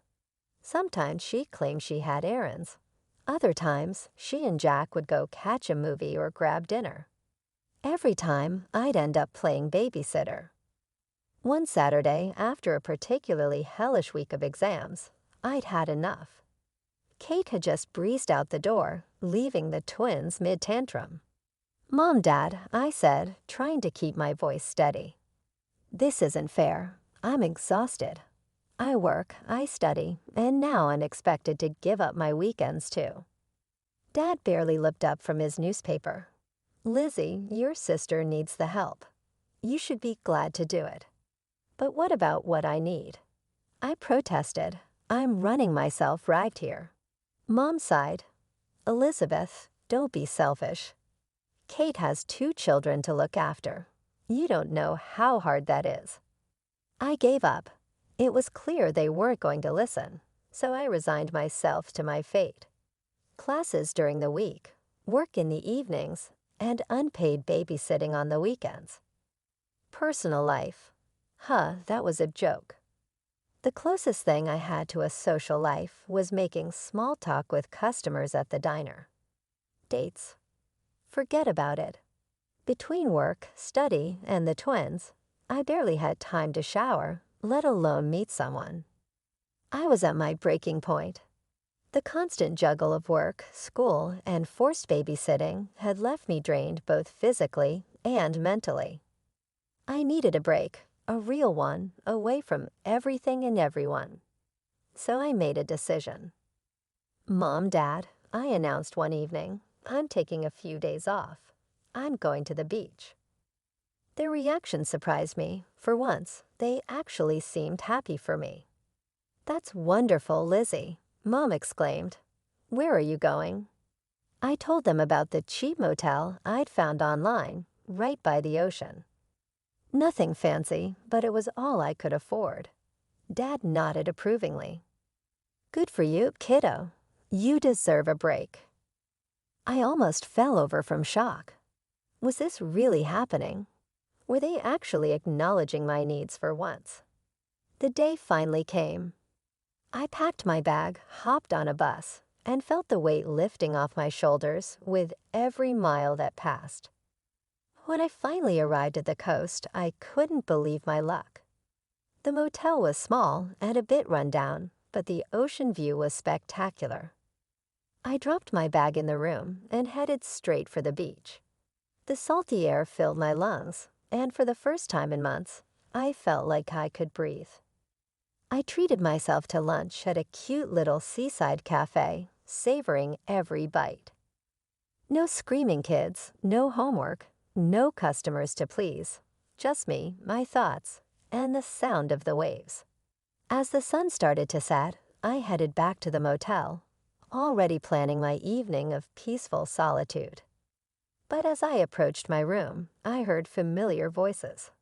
"Surprise, Lizzie." I froze.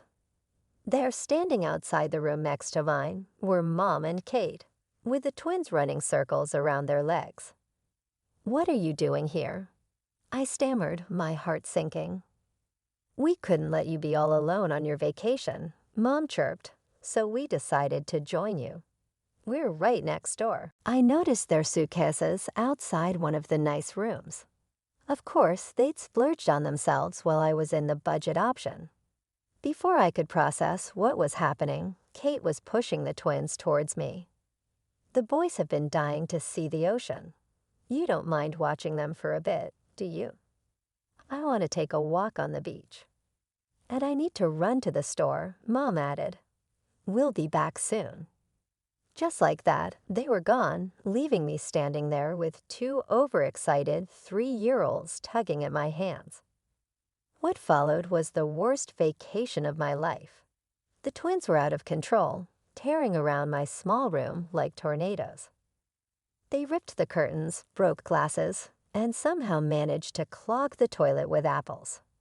I had to shell out money I didn't have for repairs and to call a plumber. By the end of the weekend, I was more exhausted than I'd ever been. The final straw came when Kate had the audacity to complain about how tired she was from all the traveling. I lost it. The argument that followed was epic. I yelled, Mom cried, Kate sulked, and the twins screamed through it all. I packed my bags that night and caught the first bus home in the morning. As I watched the coastline disappear behind me, I felt something shift inside. This couldn't go on. Something had to change. I dragged myself through the front door, exhaustion weighing heavily on my shoulders. Dad was in his usual spot, eyes glued to the TV. He barely grunted a hello as I passed. I crashed into bed that night, my mind a whirlwind of emotions and half-formed plans. When morning came, I knew what I had to do. I was halfway through packing my suitcase when I heard the front door slam. "Elizabeth, where are you?" Mom's voice rang out, sharp and irritated. She appeared in my doorway, face flushed with anger. "I can't believe you just left us there. Do you have any idea how difficult it was to manage the twins on our own?" I bit back a retort about how I managed the twins on my own all the time. Instead, I just kept packing. Mom's eyes narrowed as she took in the scene. "What are you doing?" "I'm leaving," I said, my voice steadier than I felt. "I'm moving out. I need my own life." Their reactions were immediate and predictable. "How can you be so selfish?" Mom cried. After everything we've done for you. Dad's face turned red. You ungrateful girl. Have you thought about your sister? Who's going to help her with the twins? I felt something snap inside me. My sister? What about me? What has anyone in this family ever thought about what I need? Elizabeth. Mom gasped. No, I'm serious. I pressed on.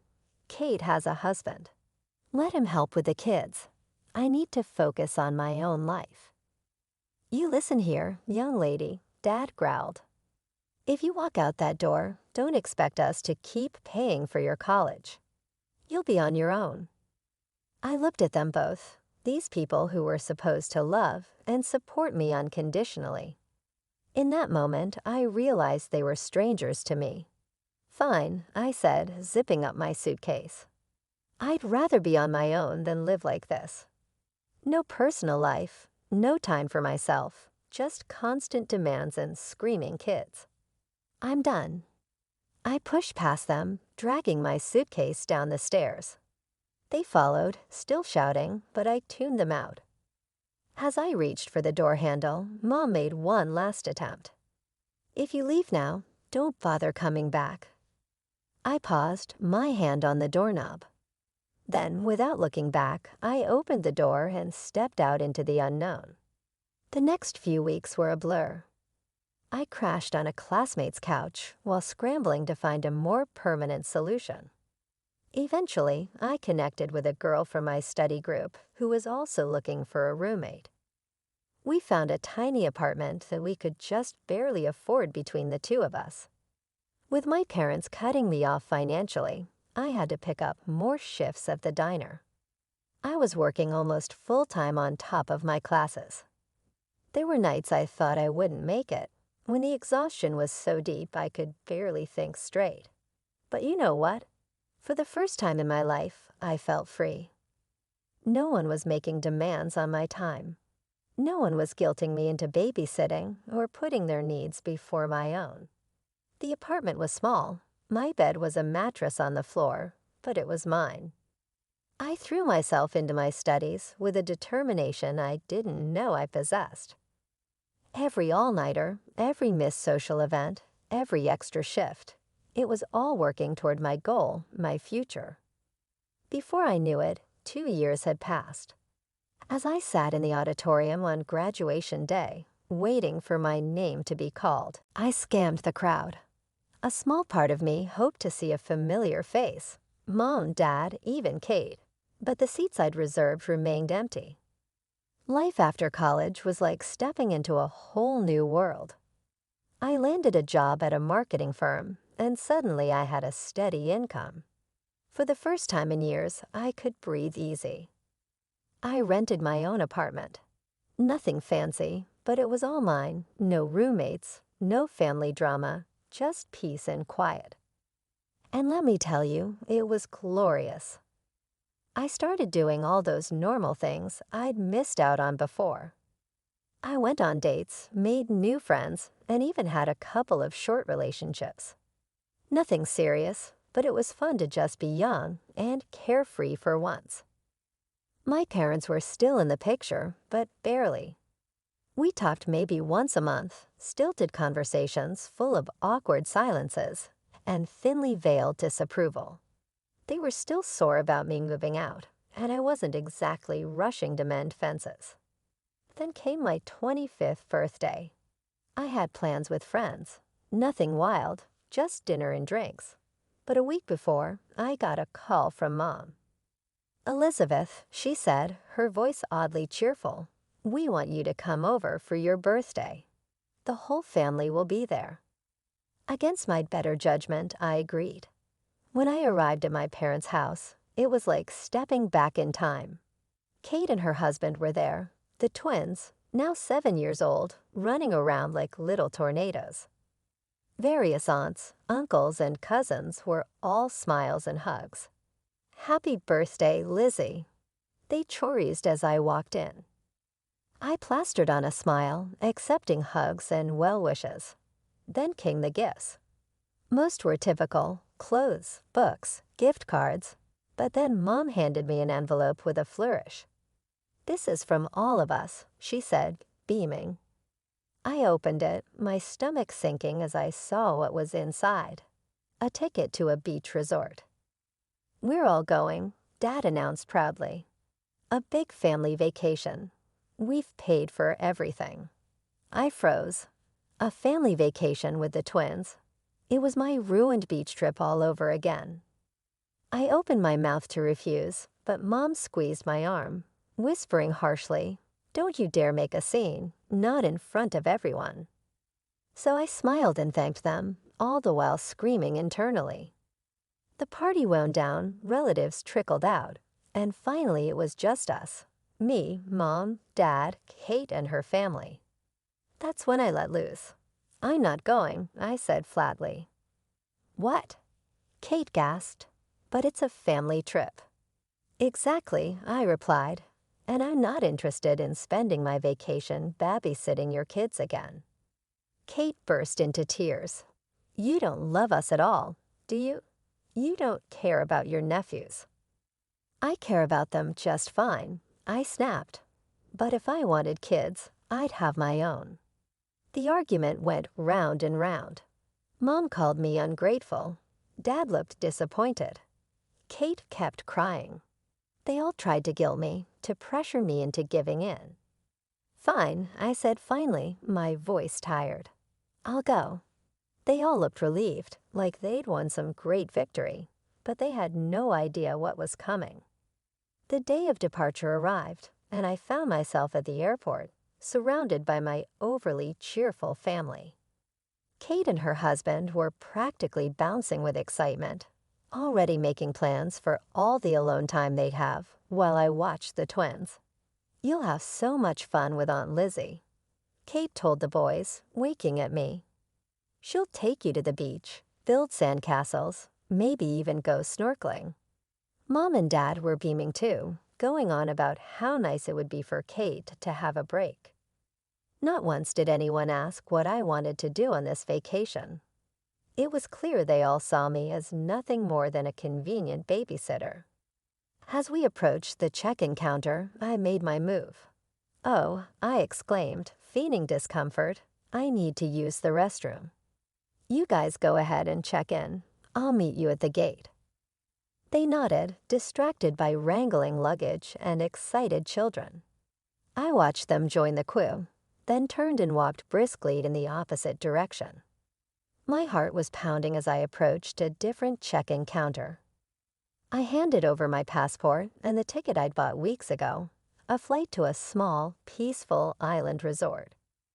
Once through security, I found a quiet corner and pulled out my phone. My hand shook slightly as I typed out a message to Mom. "I'm not coming with you. I'm going on my own vacation. Enjoy your trip." I hit send and immediately turned off my phone, not wanting to deal with the fallout just yet. I could almost hear the explosion of anger and disbelief that would be happening at the other check-in counter. As I settled into my seat on the plane, I turned my phone back on briefly. It immediately exploded with notifications, missed calls, voicemails, angry texts. I listened to one voicemail from Mom, her voice shrill and furious. "Elizabeth Morgan, how dare you abandon your family like this? You've ruined everything. Your sister is in tears.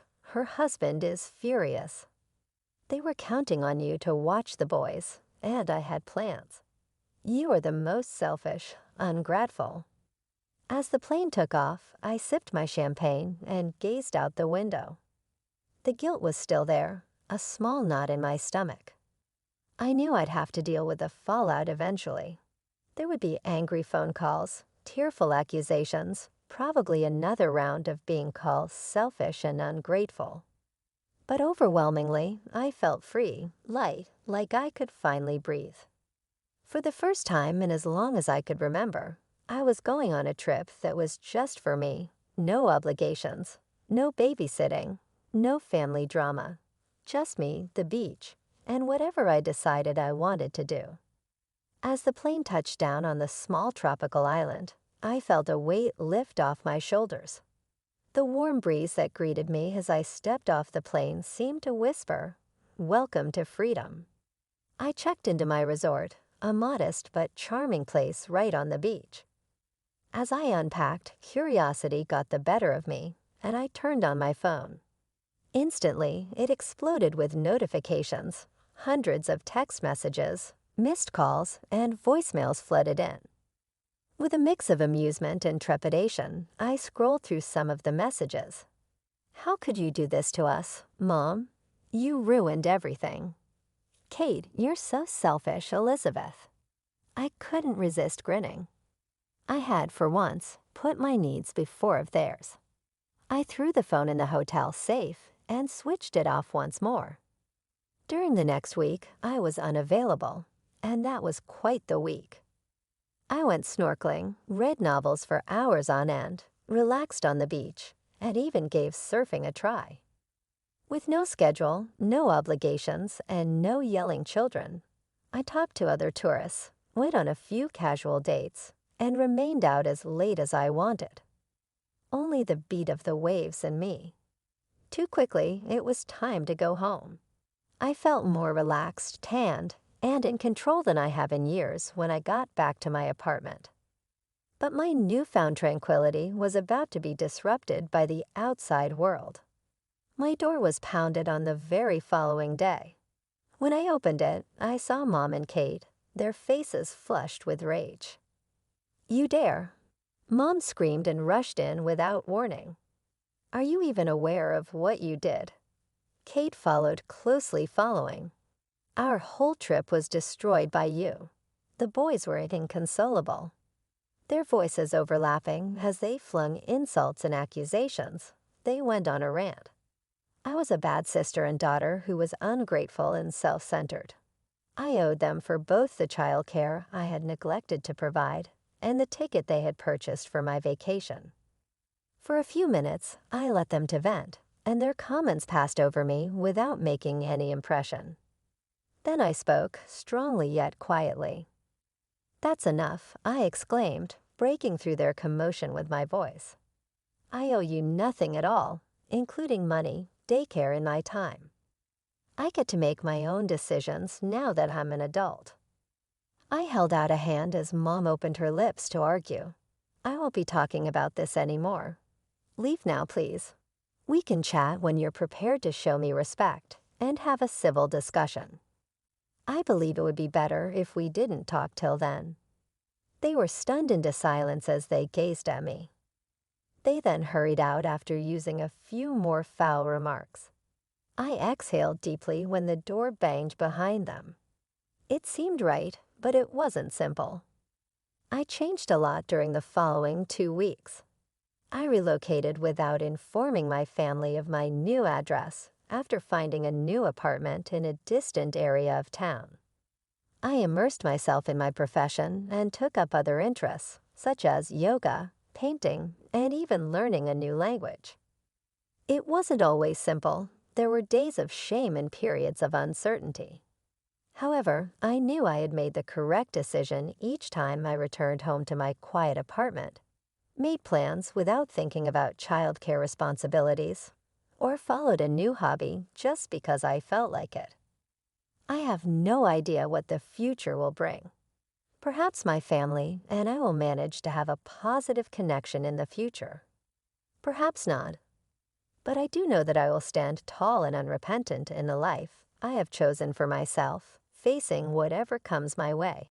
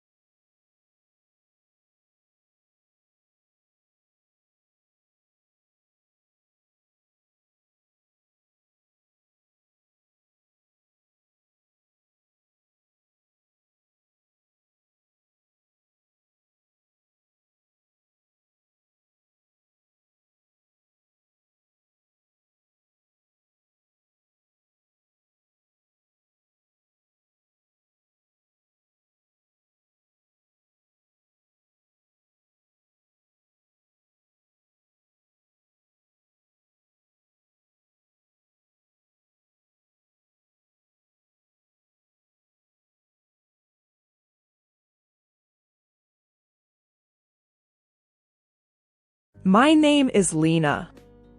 I'm sitting here, my laptop open, the cursor blinking on a blank page. I'm a writer, known for thrillers that keep readers up at night.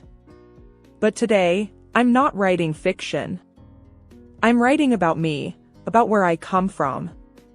It's not a pretty story, but it's mine. My mom, Claire Valmont, was a big deal in the TV world. Beautiful, charming, the kind of woman who lit up a room. I remember watching her on TV, admiring how everyone seemed to love her. But that was just one side of her. When I was a kid, I never really understood why I had to live so differently. Born with a hair lip, I had surgery as a baby. But to Mom, I was a mistake, something to hide. "We can't let people see you like this," she'd say, her voice cold, as she adjusted the medical mask on my face. "You understand, right? It's for your own good." I grew up in a big house, but it felt like a prison. I was always alone, except for the nanny, Mrs. Jenkins. She was kind but scared of Mom. Everyone was. One day, I heard Mom talking on the phone. "Yes, she's always sick. Poor thing. It's a severe immune disease," she lied so effortlessly. I knew then that she was ashamed of me, that she saw me as a burden. My dad? He wasn't around much after the divorce. I heard he was living it up with his new family. I used to imagine him coming to rescue me, but he never did. I didn't go to school like other kids. A tutor came home to teach me. "Keep your mask on," she'd remind me, just like Mom. I turned 10 that year. I was sitting in my room, my only sanctuary, when Mom walked in. She looked at me, her expression hard to read. "Mom, if you hate me so much, why don't you just send me to Dad?" I asked. I needed to know, even if it hurt. She laughed, a harsh, cold sound. "And let the world think I abandoned my sick child? No, we can't have that. Better they think I'm a saint, caring for her ailing daughter." That night, I cried myself to sleep. I was just a prop in her perfect world, a secret she was desperate to keep. But I knew one thing for sure. I wasn't going to be a secret forever. I often think about how different my life was from other kids. There I was, cooped up in my room, a mask covering half my face, while they were probably out playing, laughing, living. My world was small, confined to the walls of my room, my imagination the only place I could be free. Every morning started the same. I'd wake up to the muffled sounds of the house, slip on the mask that had become my unwanted companion, and sit down for breakfast. Mrs. Jenkins, our housekeeper and my nanny, would bring it in, her face always wearing a smile that didn't quite reach her eyes. "Good morning, dear," she'd say, setting down my tray. "Your mother left early for a shoot. She said to remind you to keep your mask on." I nodded, used to the routine. It was always like this. Mom was either absent, busy with her glamorous life, or when she was home, I was just a problem she had to deal with. Some days, I'd try to talk to Mrs. Jenkins to get some glimpse of the outside world. "What's it like out there, Mrs. Jenkins? Are the flowers blooming?" She'd pause, a sigh escaping her. "Yes, the garden is lovely. I wish you could see it." But wishes were useless in my world. As I grew older, the isolation ate at me. I watched TV, saw other kids my age doing normal things, and it burned. I wanted that. I wanted to be normal. But Mom's voice would always echo in my head, "Normal? You'll never be normal." Sometimes, I'd rebel, in small ways. One day, I left my room, mask off, just to feel a moment of freedom. Mom caught me, her face twisting in anger. "What are you doing?" Do you want the whole world to see you like this? She yelled. Her words were like slaps, each one stinging more than the last. I just wanted some air, I stammered. Air? You have a window. Use it, she snapped, pushing me back into my room. You're grounded. No TV for a week. That night, I lay in bed, feeling the weight of the world on me. I was her secret, her shame. She didn't see me as a daughter, just a mistake she had to hide. My only solace was my writing. I poured my heart into those pages, creating stories where I was brave, strong, loved. Writing was my voice when I had none. One evening, Mrs. Jenkins found me scribbling furiously. She watched me for a moment, then said softly, "You know, you're quite good at that. Maybe one day, you'll be a writer." I looked up, surprised. You think so? I know so, she said, a rare firmness in her voice. You've got talent, and more importantly, you've got something to say. That stuck with me, gave me a glimmer of hope in my dreary world. But hope was a dangerous thing. It made me want more, made me dream of a life where I wasn't just the girl behind the mask. I started to imagine what it would be like to leave this place, to find a world where I wasn't just a shadow. Sometimes life throws you a lifeline when you're drowning in despair. That's what happened to me one dreary Tuesday, a day that felt as gray as my thoughts. Everything changed with a phone call. The phone, an old relic, hardly ever rang, so when it did, it jolted me. Mrs. Jenkins answered, her face turning pale as she listened. Then she came to me, her voice barely a whisper. It's your father. My father, the man who had become more a figment of my imagination than a real person over the years, was on the line. I felt a mix of excitement and fear gripping me as I took the phone. Hey, Lena, his voice was unexpectedly warm. I saw your mother's show. She said you were dying. I closed my eyes, a wave of emotions washing over me. That show. I had watched it too, hidden away in my room. Mom, tears in her eyes, telling the world her daughter was on the brink of death. It was a performance worthy of an award. And it was all lies.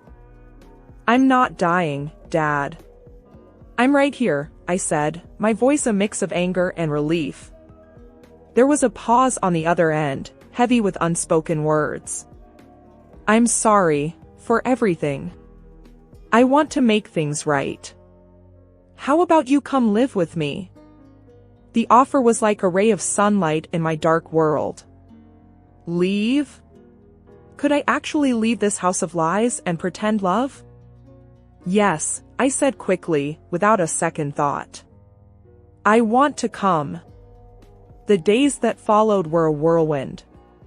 My father came to get me, a man aged by time but still recognizable as the dad I remembered.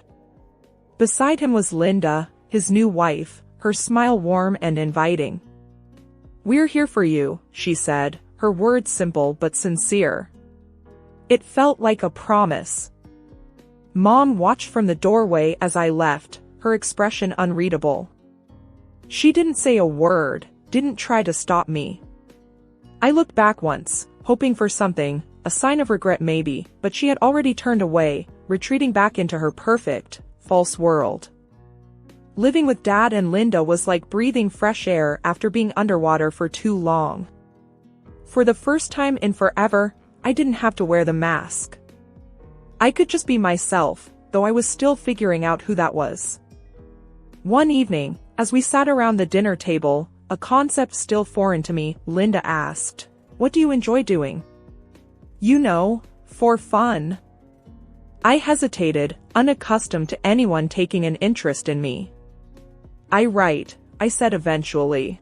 Stories. That's wonderful. Linda's eyes lit up. You should share them with us sometime.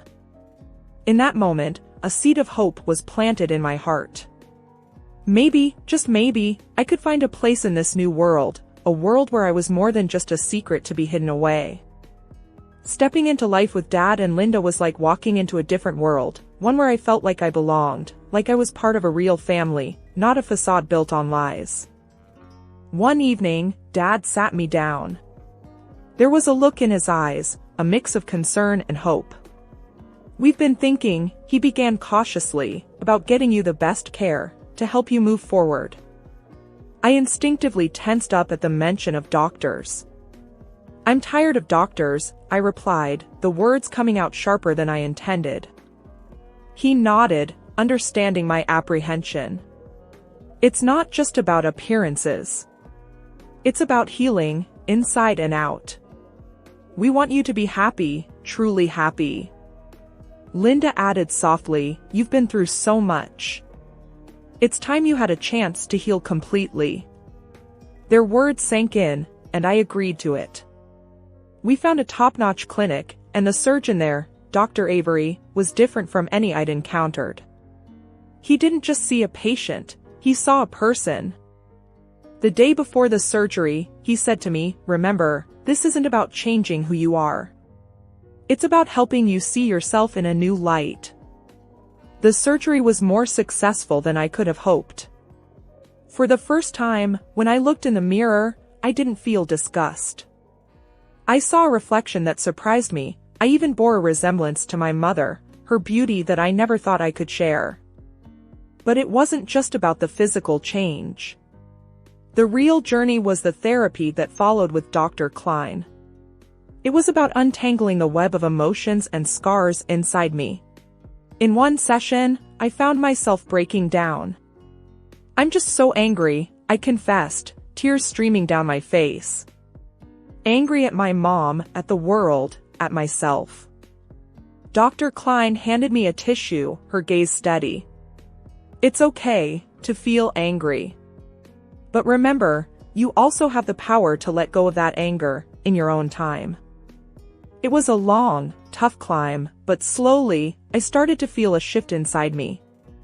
The anger began to ebb away, replaced by something calmer, more like peace or perhaps acceptance.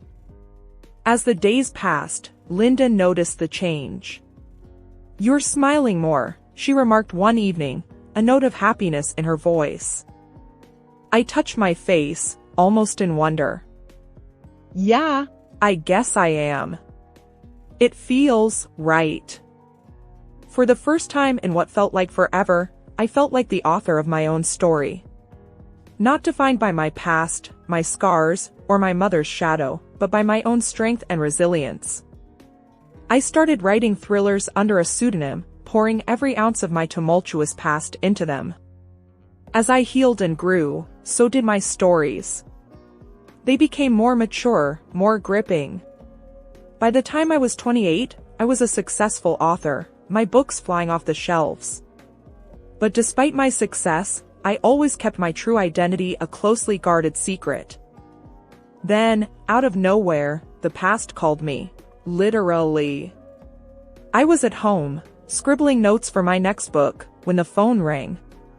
Dad answered and, after a brief conversation, his face clouded with confusion. "It's for you," he said, handing me the phone. "Something about a TV show." I took the phone, my heart skipping a beat. "Hello?" "Hi, is this Lena Holmes?" a chirpy voice asked. "I'm calling from Straight Talk, hosted by Claire Valmont. We're huge fans of your work and would love to have you on the show." Claire Valmont. My mother. The words hit me like a wave, leaving me momentarily speechless. I'll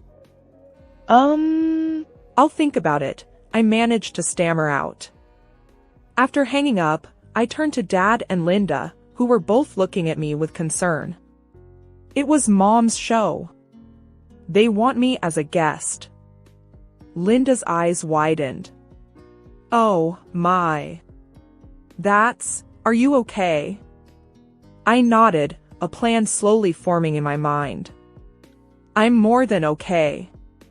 I think it's time to face her." to show her, and everyone else, who I really am. Dad looked worried. Are you sure? That's a big step. I felt a surge of determination. I've never been more sure of anything. It's time she knew the truth. So, I called them back and agreed to go on the show. As the day approached, my nerves were a tangled mess, but underneath it all was a steady current of resolve. I was ready to take back my story. The day of the show, Linda hugged me tightly before I left. You're brave and strong, she said, her voice full of pride. Remember that, no matter what happens. The studio was a frenzy of activity, lights, and cameras everywhere. And there she was, Claire Valmont, as poised and charismatic as ever. She hadn't seen me yet. A producer approached me, all smiles. Ready to meet Claire? She's excited to have the mysterious author of The Wolf Trap on her show. I nodded, feeling an odd sense of calm. Yes, I'm ready. As I walked onto the set, my mother turned, her professional smile in place. Then her eyes met mine, and for a split second, I saw a flicker of uncertainty. Welcome, she said, recovering quickly. We're all eager to hear about your thrilling novels. Where do you find your inspiration? I looked into the camera, then back at her.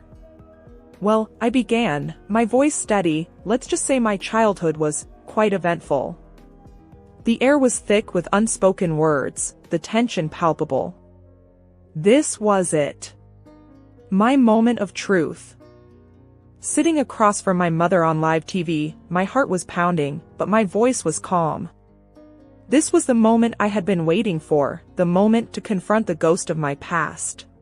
So, my mother started, her TV smile flawless. Your books have been a huge success. What's the secret to creating such spine-tingling stories? I leaned forward slightly, my hands folded. Truth is often stranger than fiction, I said, my voice even. My books, they're drawn from real experiences, real pain. Her smile faltered for a second. Real experiences? How intriguing. Can you give us an example? I took a deep breath. Well, let's start with a girl who was hidden away from the world because of her appearance. A girl who was told she was a burden, an embarrassment. The color drained from her face, her professional mask beginning to crack. I see. That's quite a dark inspiration. I didn't back down. Yes, it is. That girl was me, Claire. And you are the mother who hid her away. The studio was dead silent. You could hear a pin drop. My mother's face was a picture of shock and disbelief. What are you saying? She stammered. Do you know who I am? I know exactly who you are, I replied firmly. You're Claire Valmont, the woman who told the world her daughter was dying, just to gain sympathy. The woman who locked her daughter away because she couldn't bear the thought of having a child that wasn't perfect. Her mouth opened and closed, but no words came out. She looked around, as if seeking an escape. The producer tried to intervene. I think there's been a misunderstanding. No, I cut in, turning to the camera. There's no misunderstanding. For years, I lived in a shadow, hidden away, my very existence denied. But not anymore. I could see the panic in my mother's eyes now. She was losing control of the narrative, the perfect image she had crafted for herself. This is absurd, she finally managed to say, her voice trembling. You're making this up. Why would I do such things? Because to you, image was everything. And I didn't fit that image, I said, my voice steady but heavy with emotion. But I'm not that scared little girl anymore. I'm here to tell my story, the real story. The show cut to a break, the tension in the studio palpable. My mother was speechless, her facade shattered. For the first time, I felt like I was in control, no longer a victim of her lies and manipulation. The aftermath of the TV show was like a storm that had been brewing for years, finally breaking.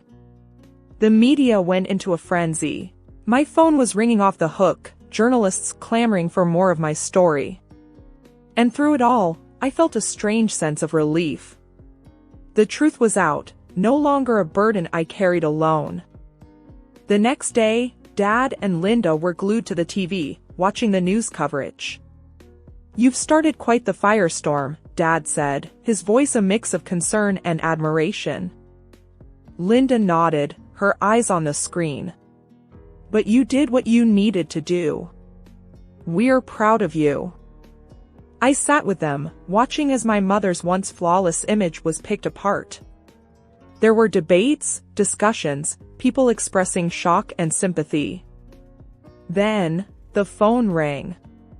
It was the TV network. I answered, bracing myself.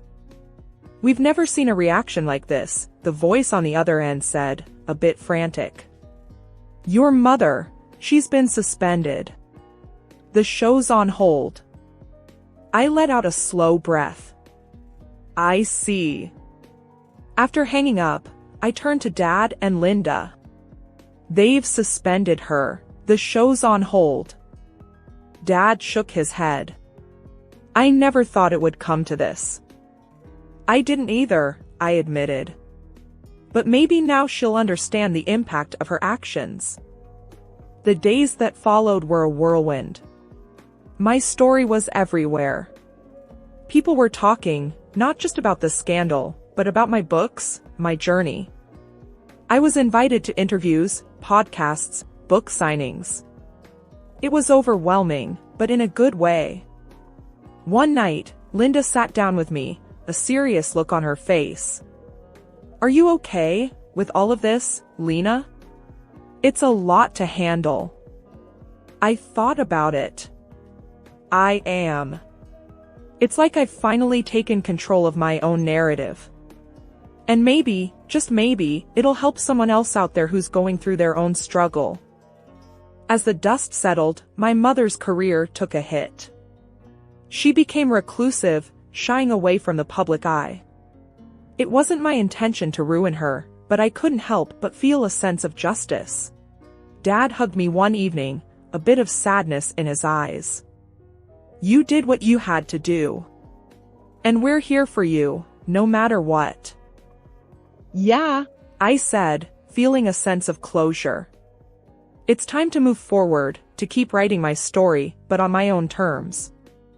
After the whirlwind of the confrontation and its fallout, life started to settle into a new kind of normal. I was busier than ever, with book signings and interviews, but there was a sense of peace within me that I had never felt before. I was no longer hiding, no longer a secret. One evening, I was sitting on the porch with Dad and Linda, the sun setting in a blaze of colors. Dad broke the silence. "You know, Lena, I never imagined things turning out this way. But I'm glad they did. You've come so far." Linda nodded, taking my hand. "You're an inspiration, not just to us, but to so many out there." I smiled, feeling a warm glow in my heart.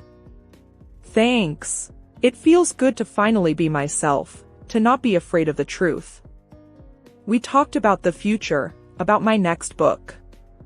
I was already working on it, pouring my newfound sense of self into the pages. It was more than just a thriller, it was a story of triumph, of overcoming the odds. The next day, I met with my editor, a no-nonsense woman who had always believed in me. "Your story, it's powerful," she said, her eyes scanning the manuscript. "It's going to resonate with a lot of people." I felt a surge of pride. I hope so. It's the most honest thing I've ever written. As the days passed, I found a new rhythm, a balance between my public persona and my personal life. I was still writing, still sharing my story, but I also took time for myself, for Dad and Linda, for the life we had built together. One afternoon, I sat down to write in my journal, a habit I had maintained since I was a child. It was a moment of reflection, of looking back and looking forward. I wrote about the journey, about the pain and the triumph, about the love and support I had found. I closed the journal, feeling a sense of contentment. My past was a part of me, but it didn't define me. I was more than the girl in the mask, more than the daughter of Claire Valmont. I was a writer, a survivor, a woman who had found her voice. As I looked out the window, I realized that this was just the beginning. There were more stories to tell, more chapters to write in my life. And I was ready for whatever came next.